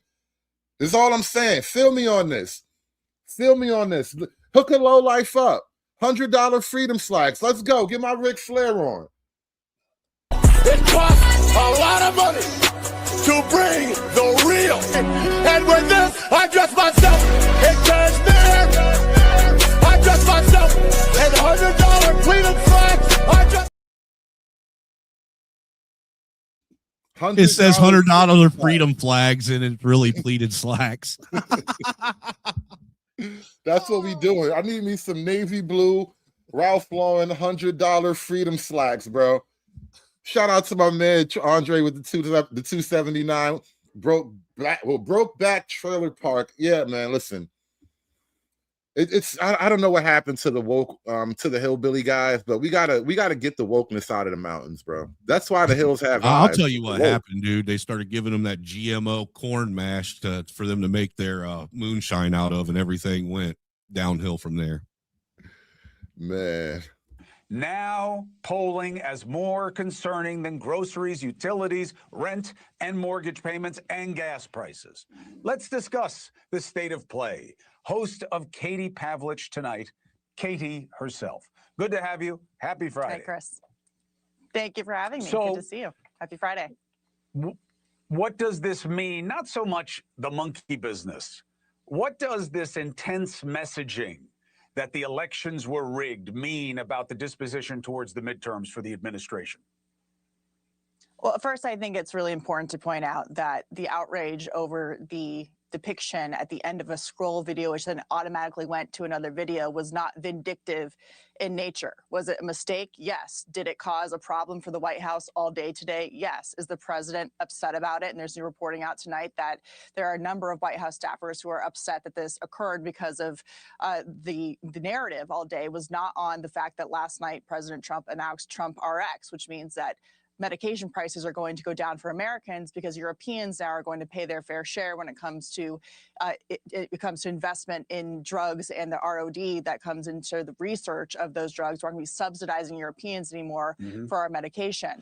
They're not talking about the Dow that hit an all-time high today. They had that the Benghazi press conference arrest from the Department of Justice about Benghazi, exactly, where they brought justice after 14 years for 4 Americans who were killed in that attack. And so, yes, it was not handled the best way. They should have immediately investigated it and realized that it was an automatic scroll into a video, which, as you did play, depicted a number of people and animals. Is it silly? Yes. But was it vindictive, and does it classify the president of the United States as a racist? No. And I think if you look at his policies, people in his cabinet, the people who have visited the White House, including Nicki Minaj recently, to call him a racist or to imply that he is one based on that video is very disingenuous and lacking context. He clearly isn't a racist. Nicki Minaj likes him. What's going on? We got a new guest to the show. I think he's the first time up on the panel. What's going on, Master Kim? How you doing, bro? Oh yeah. Hey, what's going on, Hood? What's going on, Angry Snowman? Hey, I wanted to kind of chime in real quick and just kind of bring a just a quick little 20 seconds real quick. So I think the phenomenon of seeing like these, kind of these blue-blooded white boys that their lineage landed at Plymouth Rock, seeing them liberal is very interesting and tricky because it's surprising, but I think it's three-part. There was a point in time where these same white boys were listening to all them, listen to country music, but also down with all them black drill rappers with the tattoos on their face. And one could argue that racism was dying a complete death. And then Obama's faggot ass starts brainwashing America. And I mean that in a very positive way, brainwashing. So a lot of these young guys you see around, they grew up with Obama's faggot ass.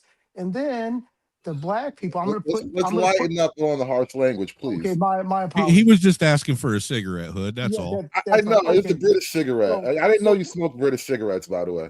Okay, so let's say, Hood, that the first domino piece pushed over or the first punch was thrown. I'm going to blame this on the black people, and here's why. When they first start looking at white boys and for no reason calling them racist, because there's no counterpunch to the word racist. Oh, you racist. And then them say, no, I'm not. Oh, that's exactly what a racist would say. So now these white boys are petrified of being called racist. There's no fight back. All this woke shit breaks out. So they were just primed up to start turning liberal. So I just want to throw that. It's still weird to me. It's still weird to me, though, because I live in, mid and basically the American Midwest. I live in Indiana, where it's nothing but cornfields and farm boys. And you don't see this as much around here, but you're starting to see more of an uptick of it on a social media form. You know what I'm saying? It's weird to me because I grew up around farm boys like this, and exactly what you're talking about, the type that listen to, Southern rock, country music, and listen to rap when, Bone and DMX and all that stuff was hot. Yeah, I mean, it's interesting. I have so many just different tangents of thoughts about this concept because on the one hand, I tend to agree with Master Kim, and I've done a lot of content even exploring this idea of white people are it's like they're being called racial. I mean, they're being called racist by it's like a de facto state because they're being forced into a racially defensive posture. You know what? Now that you mention it, I'm going to have to agree with you too, because you remember when you first met me, Hood? I remember that whole way back in the day, like way back in the day, even before the whole, me saying all those jokes and shit. Like when you first met me on BMT's channel, up there talking with them, and me and you used to get into debates. I was kind of like in that same boat that you guys are talking about, where I was sitting, I guess it was, I was trying to understand in a sense what was going on with Black America and trying to sympathize with them when really there was no sympathy to be had. You know what I'm saying? You follow me? That was such a strange confession. Tell me more. Tell you more?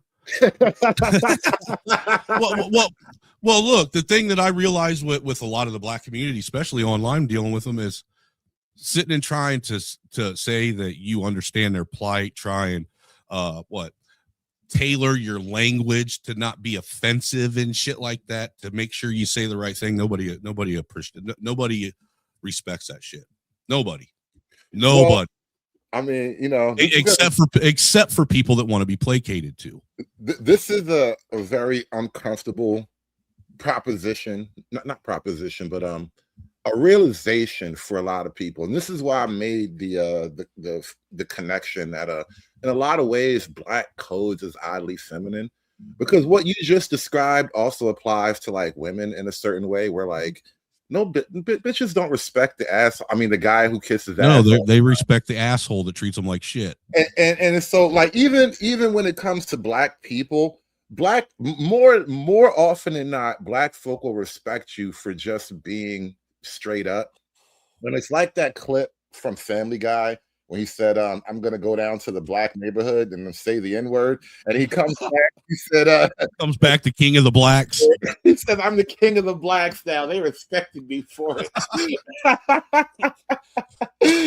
was like, see, it's kind of fucked up, but that is how it is though. Like, and not even to make it like the gender line or whatever, but on a base human level, men respect power, authority, boldness, and frankness, and all that shit, right?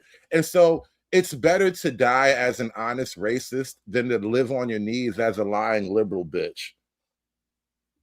Yeah, well said. Hey, Hood, do you mind if I add a few more comments and I'll use polite language? Is that possible? Or?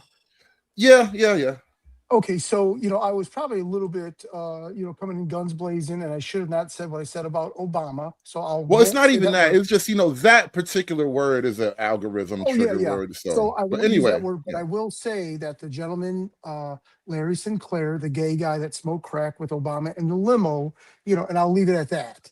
What he said about Obama, I don't need to say. So, but anyways, and of course, I'm being satirical, or I'm half Korean, so my English. Well played. So I'm trying to be funny without the funny.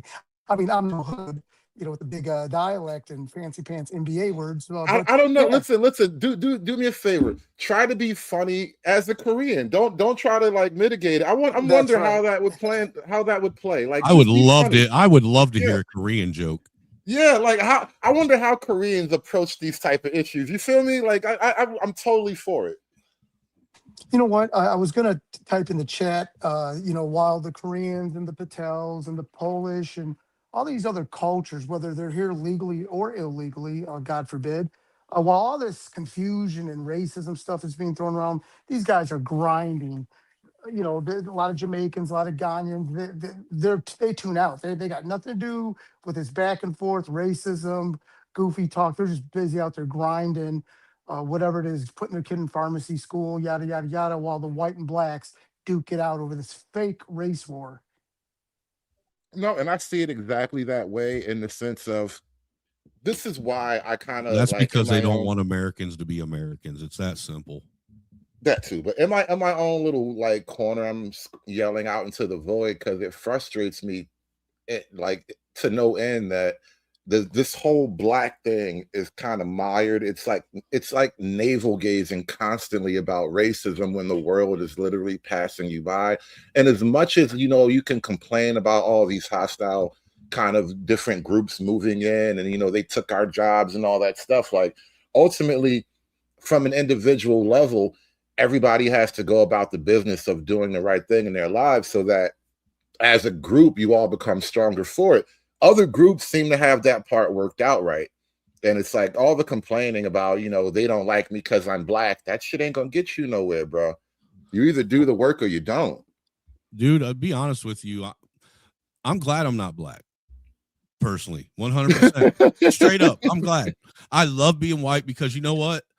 It's got to be tiring being Black and constantly having to be it because you're Black. You have to attach to every other fucking struggle that's going on in America. Well, even to that end, this is why you have that phenomenon of the Black guys who aren't quote unquote Black. Because, it does get tiring. I won't even deny it. It was fucked up hearing you say that shit, but I won't even deny it does get a little tiring. And I keep telling y'all to watch our mouths, and we got to clean up our language. But I'm sorry, that'll be the last F-bomb I drop. I apologize. Yeah, it does. Hey, dude, I'm about to be white trash rich here in a couple weeks. I'll hit your Cash App. That's nice. Get my reparations the right way, But all I would say though is I do kind of feel you. It does get tiring to constantly have to carry the racial, and this is why I just think it's easier to just be, like what you like, make the best decisions you can make for yourself in your own square and all that. But don't get caught up in trying to be black. Like if you were born black, you're already being black. All that other stuff, it's hard to work out. Reporting live from High Plus News, I'm Bevan. President Donald Trump is under hot water today after posting a video depicting former President Barack Obama and First Lady Michelle Obama as monkeys. That's the happiest on his I've Truth seen the Social Obamas. account. I'm just This saying. controversy has many looking at noteworthy Black MAGA voices who may have had a hard time ignoring this level of carelessness and disrespect by the Trump administration. Now, as an immediate response to the backlash, White House President Secretary Caroline Leavitt said the clip came from what she described as an internet meme video depicting President Trump as the king of the jungle and Democrats as the characters from The Lion King, and characterized the reaction as overblown. Even though there was no video of Trump depicted when it first was shared, just the Obamas. She would go on to say, "Please stop the fake outrage and report on something today that actually matters to the American public." Soon after, the backlash would grow even louder. The administrator later would switch up their response to saying a staffer mistakenly posted it. The video reportedly remained visible for roughly 15 hours before finally being taken down. Since it was widely known that comparing Black people to monkeys has historically been racist, many people want to know, what do Black Trump supporters have to say about this? Senator Tim Scott, who has been a strong supporter of MAGA and Trump, would take to X to share his immediate reaction to the Obamas being compared to monkeys. He would go on to write, "Praying it was fake because it's the most racist thing I've seen out of this White House. The president should remove it." Over in his comments, some would go on to hold Scott accountable for being a Black man that has been helping Trump. One user would say, "Calling this the most racist thing is an admission that racism is a feature of the White House. Asking for the removal is Who the hell is Hashem Mtiuzi? Who is this nigga? Why do we care about his opinion? When did Hashem get here? I might need to check his paperwork. I don't know, but as a white man, and because racism has such a negative connotation behind it and everything, as a white man, me and my family have decided to take ownership of racism back to white people. And now when me and my wife want to tell each other we love each other, tell our kids that we love them, we just say, "You're racist." That way, now racism doesn't mean a bad thing. Now saying you're racist means I love you. I mean, I think it's weird. I think it's really, really odd how racism. Think about this for a second. So, the formula for racism, as we live in modern culture, is racism is privilege plus power, and because white people have all the privilege to operate and access the power of racism, and Black people have none of that privilege nor the power to operate and access to racism, Black people cannot be racist, right? That is the mathematical theory of racism, as these college liberal kids would explain. However, what that now does is leave racism solely in the hands of the white man, as if it is some type of like preternatural superpower. Like the white man was born with an ability to be like racially hostile and then take racially hostile actions to such a degree that no other group of people could even like mentally conceive of such thing. And then even when you hear people talk about it, it's like, well, Black people, but before colonization, before we had contact with the mean white man, we were just pure, non-violent, non-genocidal, hapless living creatures. It was like the Garden of Eden, but without the white man's God, right? It was like that's how they described it. You guys were just chasing butterflies and eating leaves and twigs and shit, man, because you didn't harm nothing. Nothing. And then the white man came along with all of his like his fire and his racism and shit, And then you taught other people how to be racist, but still the brown and the blacks, they don't know how to properly do it. Only the white man can properly access the power of racism. And I feel like as a black man, but Hood, don't there's a sell me reason short. behind that. Hold on, ADS, because here you go about to deny me my rightful access to the white man's racism. As a black man, I know, I believe I can fly. I can be just as racist as any cracker, any hick, any white redneck out there. I can access the power of racism just like anybody. I will pull Excalibur from the goddamn stone. Don't you tell me I can't because I'm black. Anyway, ADS, you were about to cut me off. You got it. I believe FBA's actually say that King Arthur was black anyhow, and the white man stole him. I mean, let's just keep it real. People don't understand what even the word race is based on. This is the crazy part about this. If you knew what race was based on, you wouldn't even want to be a part of that category, right? Because race was created in the 1200s by Muslims that conquered Jerusalem, right? Became prominent in the 1600s because of the race. Wait. Hold on. Did you just say race was created in when? Back in the 1300s by whom? By whom? A Muslim scientist in Jerusalem. Can you say that one more time? Yaqub. A Muslim scientist. What? Yeah, his name was Yaqub. I know. Continue. Okay, I just wanted to make sure so it wasn't a white person. No, it wasn't. Okay, thank you. White people are more opportunists, man. They're not really like that big on creation, right? They just take advantage of a lot of stuff. But back to what I was saying though, the word race was actually because they were racing to get people off of Africa to these different countries and needed to categorize them, right?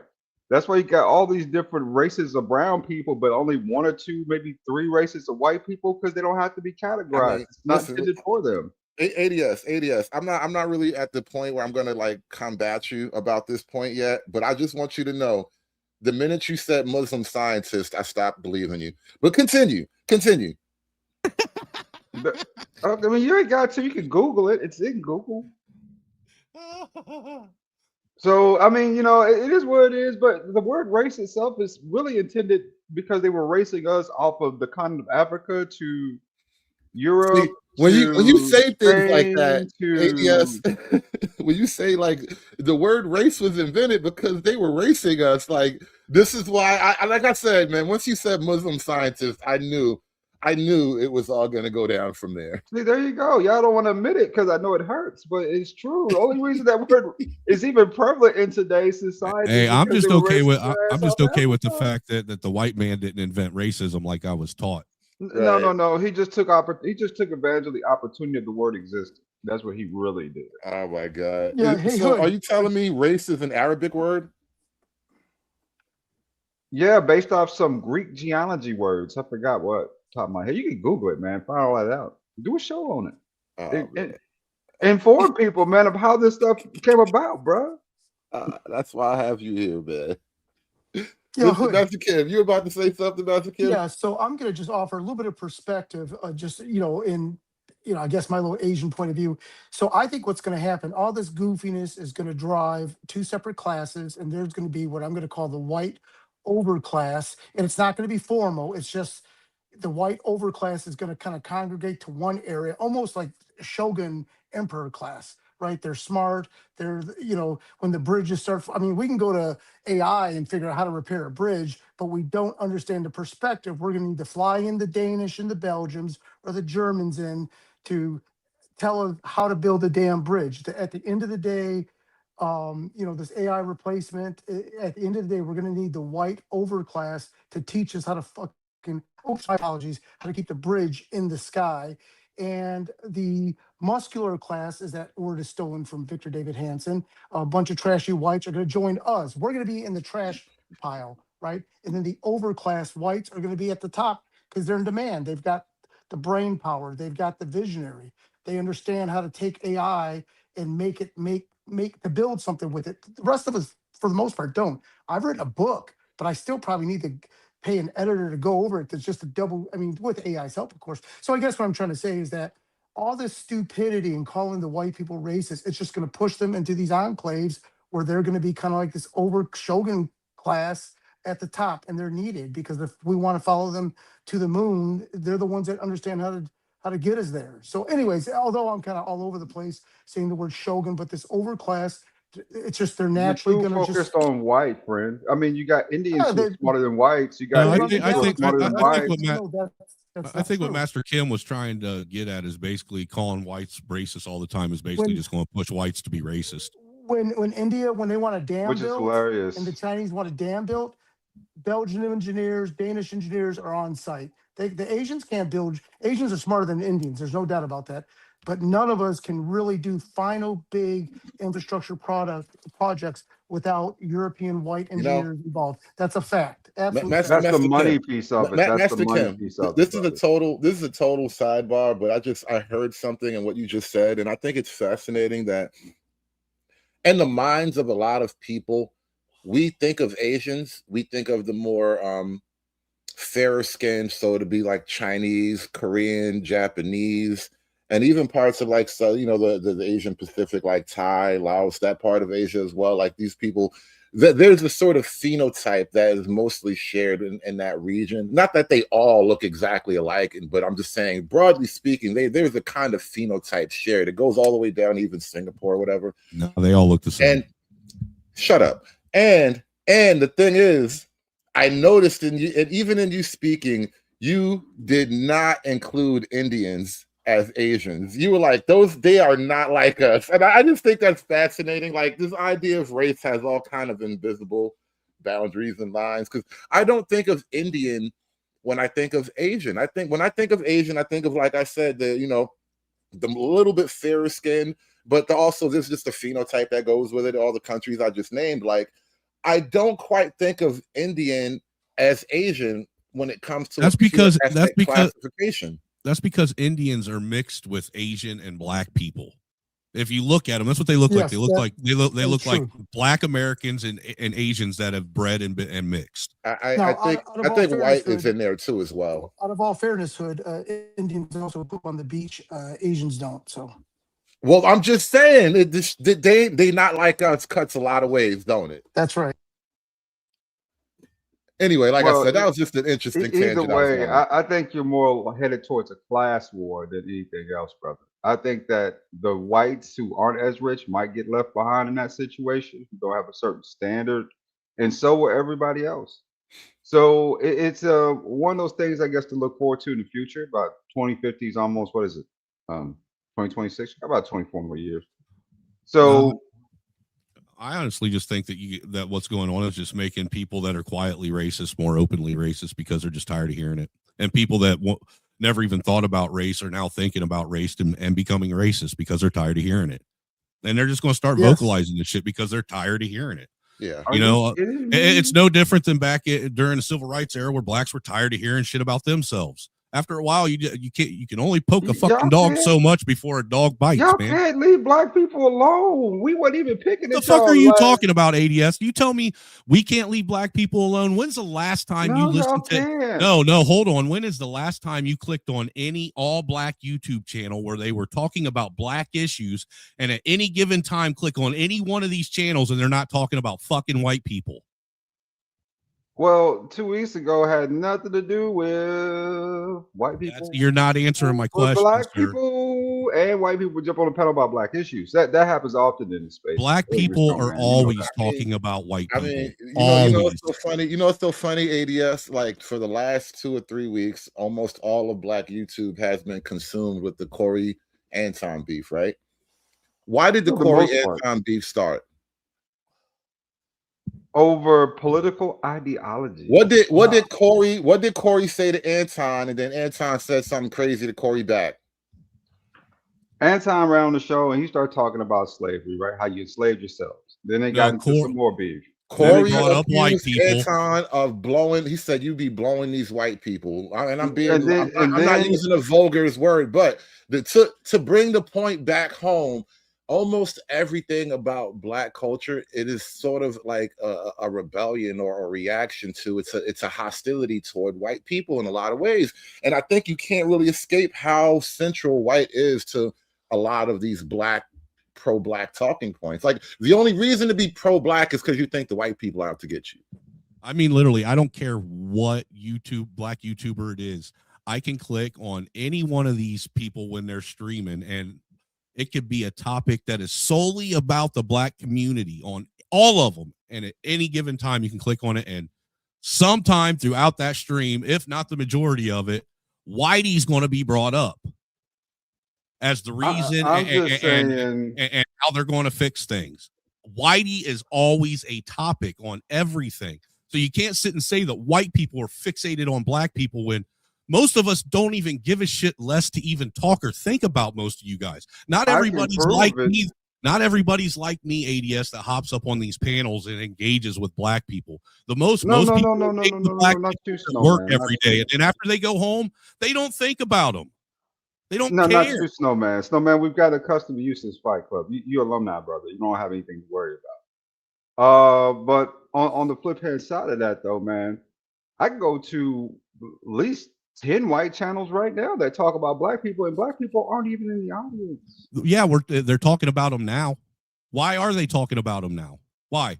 Because every time you get on TikTok, for the last 8 years and 5 years for sure, every time you get on TikTok, every time you watch a YouTube short, every time you get on Facebook, every time you get on Twitter, you got some Negro on there starting out a short saying, "Hey," or "Dear white people."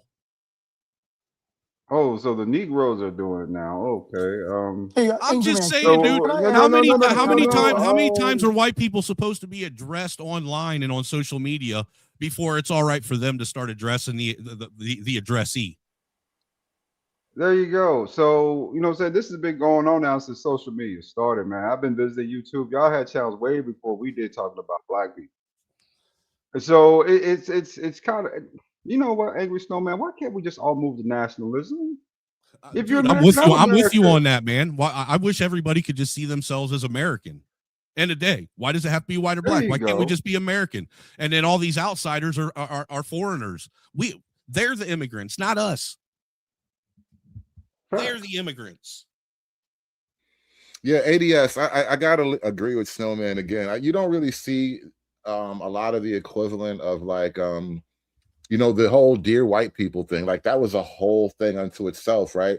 A lot of when you get black people on these cable news shows, I was talking about that a minute ago. Their whole job on cable news is to be racially aggrieved, and the racial grievance is always against white people. The whole story of black America in this country is the white man enslaved us, the white man put us through Jim Crow, the white man took our farms, the white man wouldn't let me fight, the white man wouldn't let me work. Know the funny part about that is, Hood, that you are the very same white man you complain about, because all our bloodlines connect. Thank you. I'm glad you can see the white man in me. Coming from black people, that's always like a weird compliment. Why do black people sort of frame the white thing like why do you see the white in me? What is that about? Let me explore that a little bit, ADS. Because you embrace your inner colonizer, sir. Yeah, ADS, help me out here. What do you really mean by that? We all got the same kind of bloodlines running through us, man. We really do, and a lot of it is white. My daddy come from sugarcane pickers. Like when black folk was picking cotton, my daddy is like, he comes from sugarcane. That's a whole other slave pure bloodline. Like now my mama's side, my grandmother was a little bit fair skinned. I ain't gonna lie. She had some fair skinnedness. We had some light skinned from somewhere in our genetics. I mean, that's just keeping it real with just about everybody, right? So, you know what I'm saying? And this is the thing that we talk about reparations, right? So, if you were really about reparations, you could easily trace back your bloodline for inheritance. If you were about reparations, I probably could trace it back to some plantation, because I've asked those questions, and I know we come from a particular area in like North Carolina on my mom's side. But, I don't care about that. Hey, man, if you guys want reparations, you need to go ask all these black women that helped all these illegals fraud the country and get billions and billions of dollars in federal funding. That's who you need to ask for your reparations from, because they're the ones that actually got it. And ADS, are you telling me as a partially white man, I deserve reparations for all my suffering? Because you did just call me white. You did No, just no, no, call no, me no, white, no, and now you no, just no, said no. I can probably get my reparations, and so now I'm just confused about how much money you owe some part of me. Okay, so what I would look into is what your family history is, your genealogy, and trace it back to wherever it came from, right? And see what was left behind to the children. Think about it. You're one of That's the not children. reparation. That's inheritance. Same difference to me is money. So, you Oh know, my God. so I mean, that's just a place to See, start this with is this, why you right? think I'm white, because I worry about the numbers too much. I think you know what I'm saying. I'm not sure. I'm not sure if it even worked, believe it or not. Ain't nobody ever tried it. So I mean, but it is what it is. You know what I'm saying? I mean, Hey, may I chime in on reparations? Yeah, what's going on? Like I Okay, so said, the American black woman stole black men's reparations, plain and yeah, simple. I think reparations should be given because if we can instantaneously create an accounting money and send it to Ukraine, then of course we can come up with a certain fake amount of money to wire every African American. But the question I have, and I need to say this in a polite, respectful way, how much would it take to shut the F up so we can go forward? But here's the risk. Here's the risk. There is a It's risk. never enough, Master Here's Kid. the risk. It's never enough. You're I gonna promise ruin you. you're gonna ruin 3 generations wasted on this reparation stuff while all these other knuckleheads are going forward because no one, when these Puerto Ricans come here, you think that they're, like, oh, who's gonna save them? No, no one's gonna save them. It's obvious. This is Yeah, what's going to happen. Maybe Puerto Rico's the wrong example. not even Guatemala's that. gonna I come, no one's mean, This gonna is what's save going to them. happen right here, right? Real They quick, gotta real swing quick. This that is what's baseball going to bat happen. on their own before If you, let's say you make a deal with Black America, and you say, listen, I need you to take this money and just leave us alone. Stop calling us racist. You know what Black folk are going to do? We're going to take the money, and then this. You know what?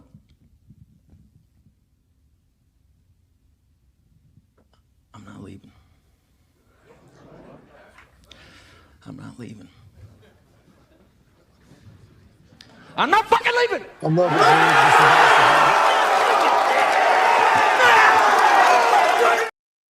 it. As soon as we get that bag, I'm telling you, nothing is ever enough, bro. It's not about the money. I promise you. Don't give up a dime. Die with your money. All right. Keep your money like Scrooge McDuck.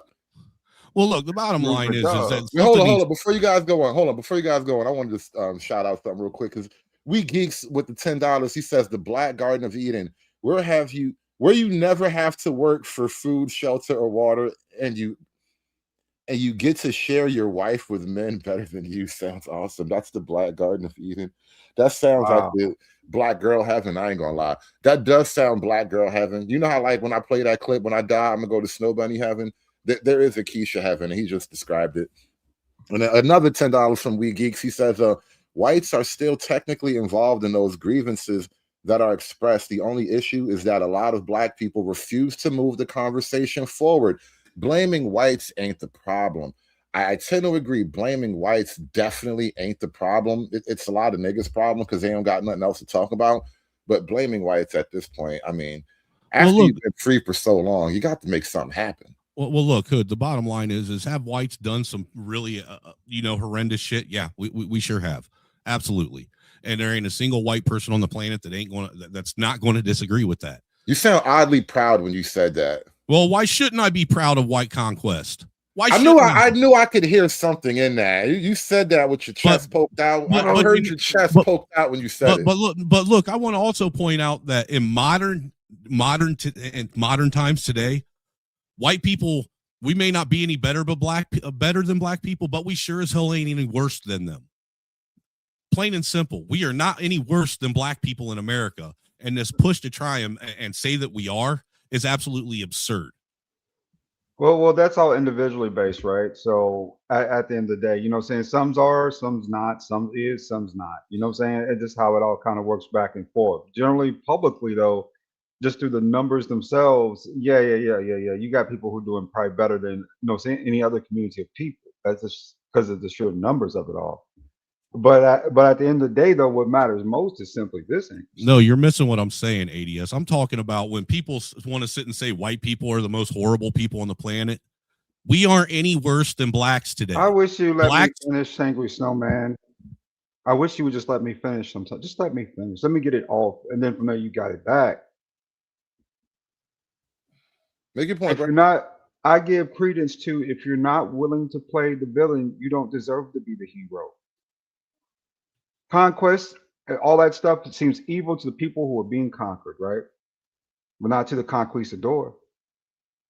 I mean, think about it, right? Even through Latin America and Christopher Columbus, stuff like that, right? So, I mean, so before we demonize the people, because believe it or not, if it wasn't for those particular crusades, conquest, or whatever, would any of us be here right now? Probably not, right? In a first world country where that type of stuff doesn't really exist anymore. I mean, that's a testimony within itself. So do I consider you to be evil? No, you're just opportunists. Do I consider, no saying blacks to be like less than? No, they're just people, just like everybody else is. We need to focus more on class and nationality than we do race.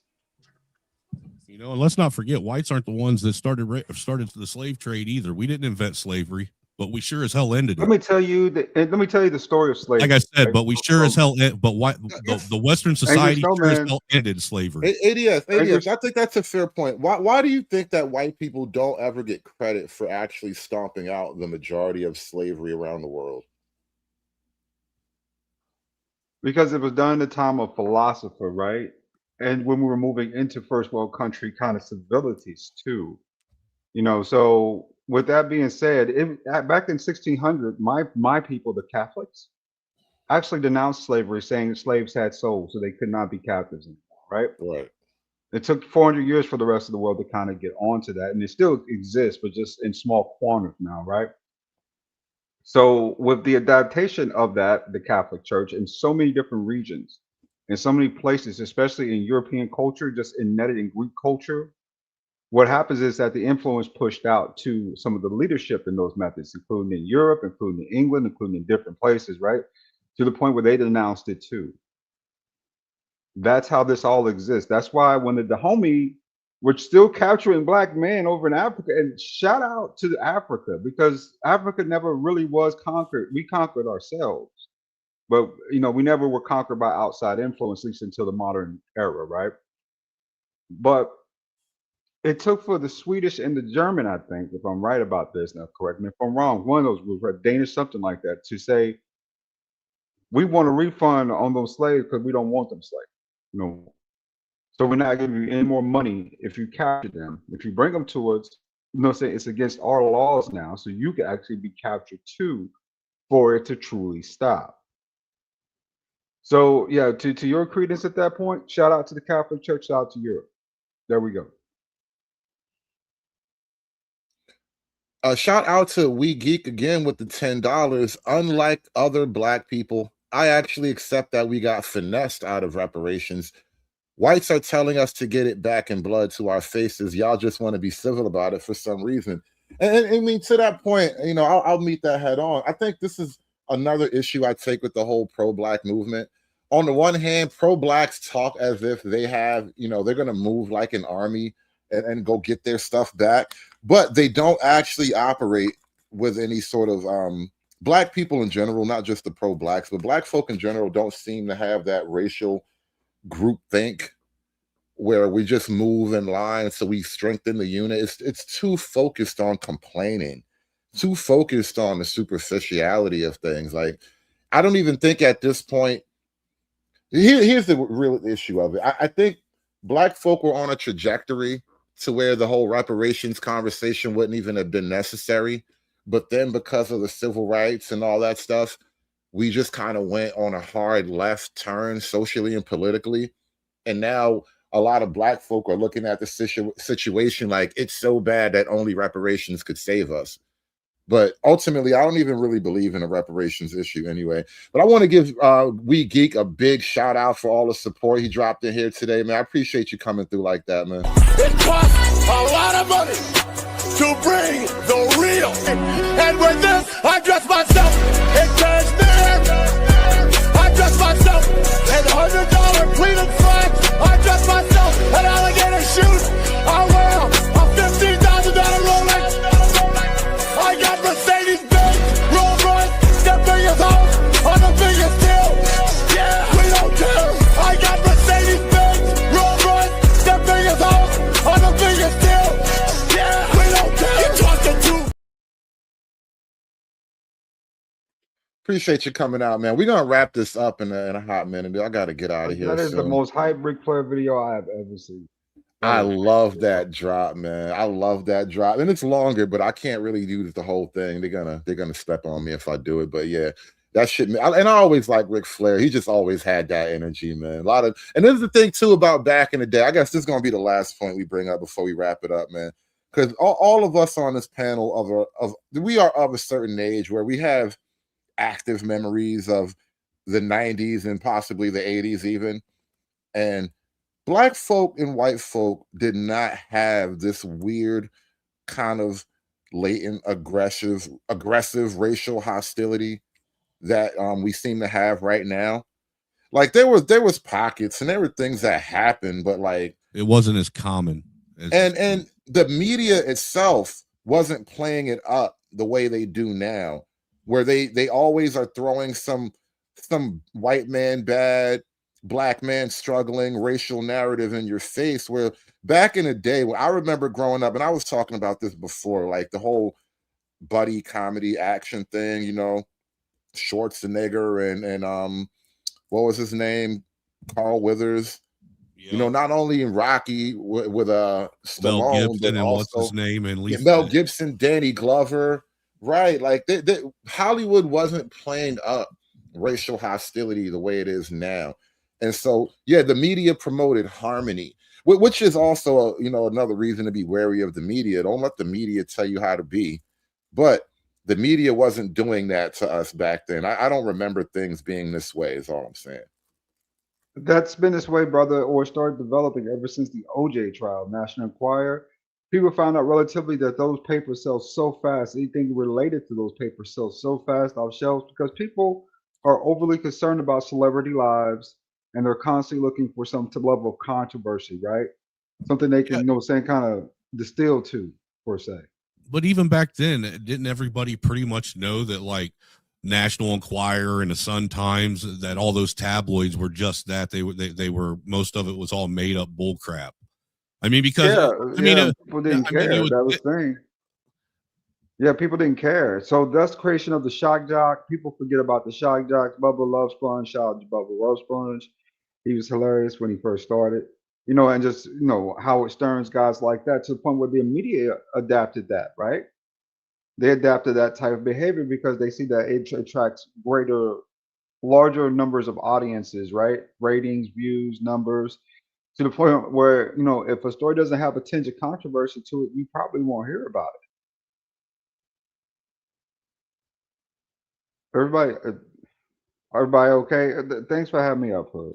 Thanks for having me up. Thanks, ADS. And yeah, I guess that's a great point to end on, man. As much as we were laughing at this whole Obama video thing earlier, don't forget. That's just hilarious. I just want to say I think it's absolutely hilarious. I think it was a great piece of artwork that has been shared with the world, and that everybody should embrace their inner comedian and just laugh every now and again. It's got to suck being angry and miserable every waking second of your life. Right. Don't let the media make you racist, and don't let the media make you miserable.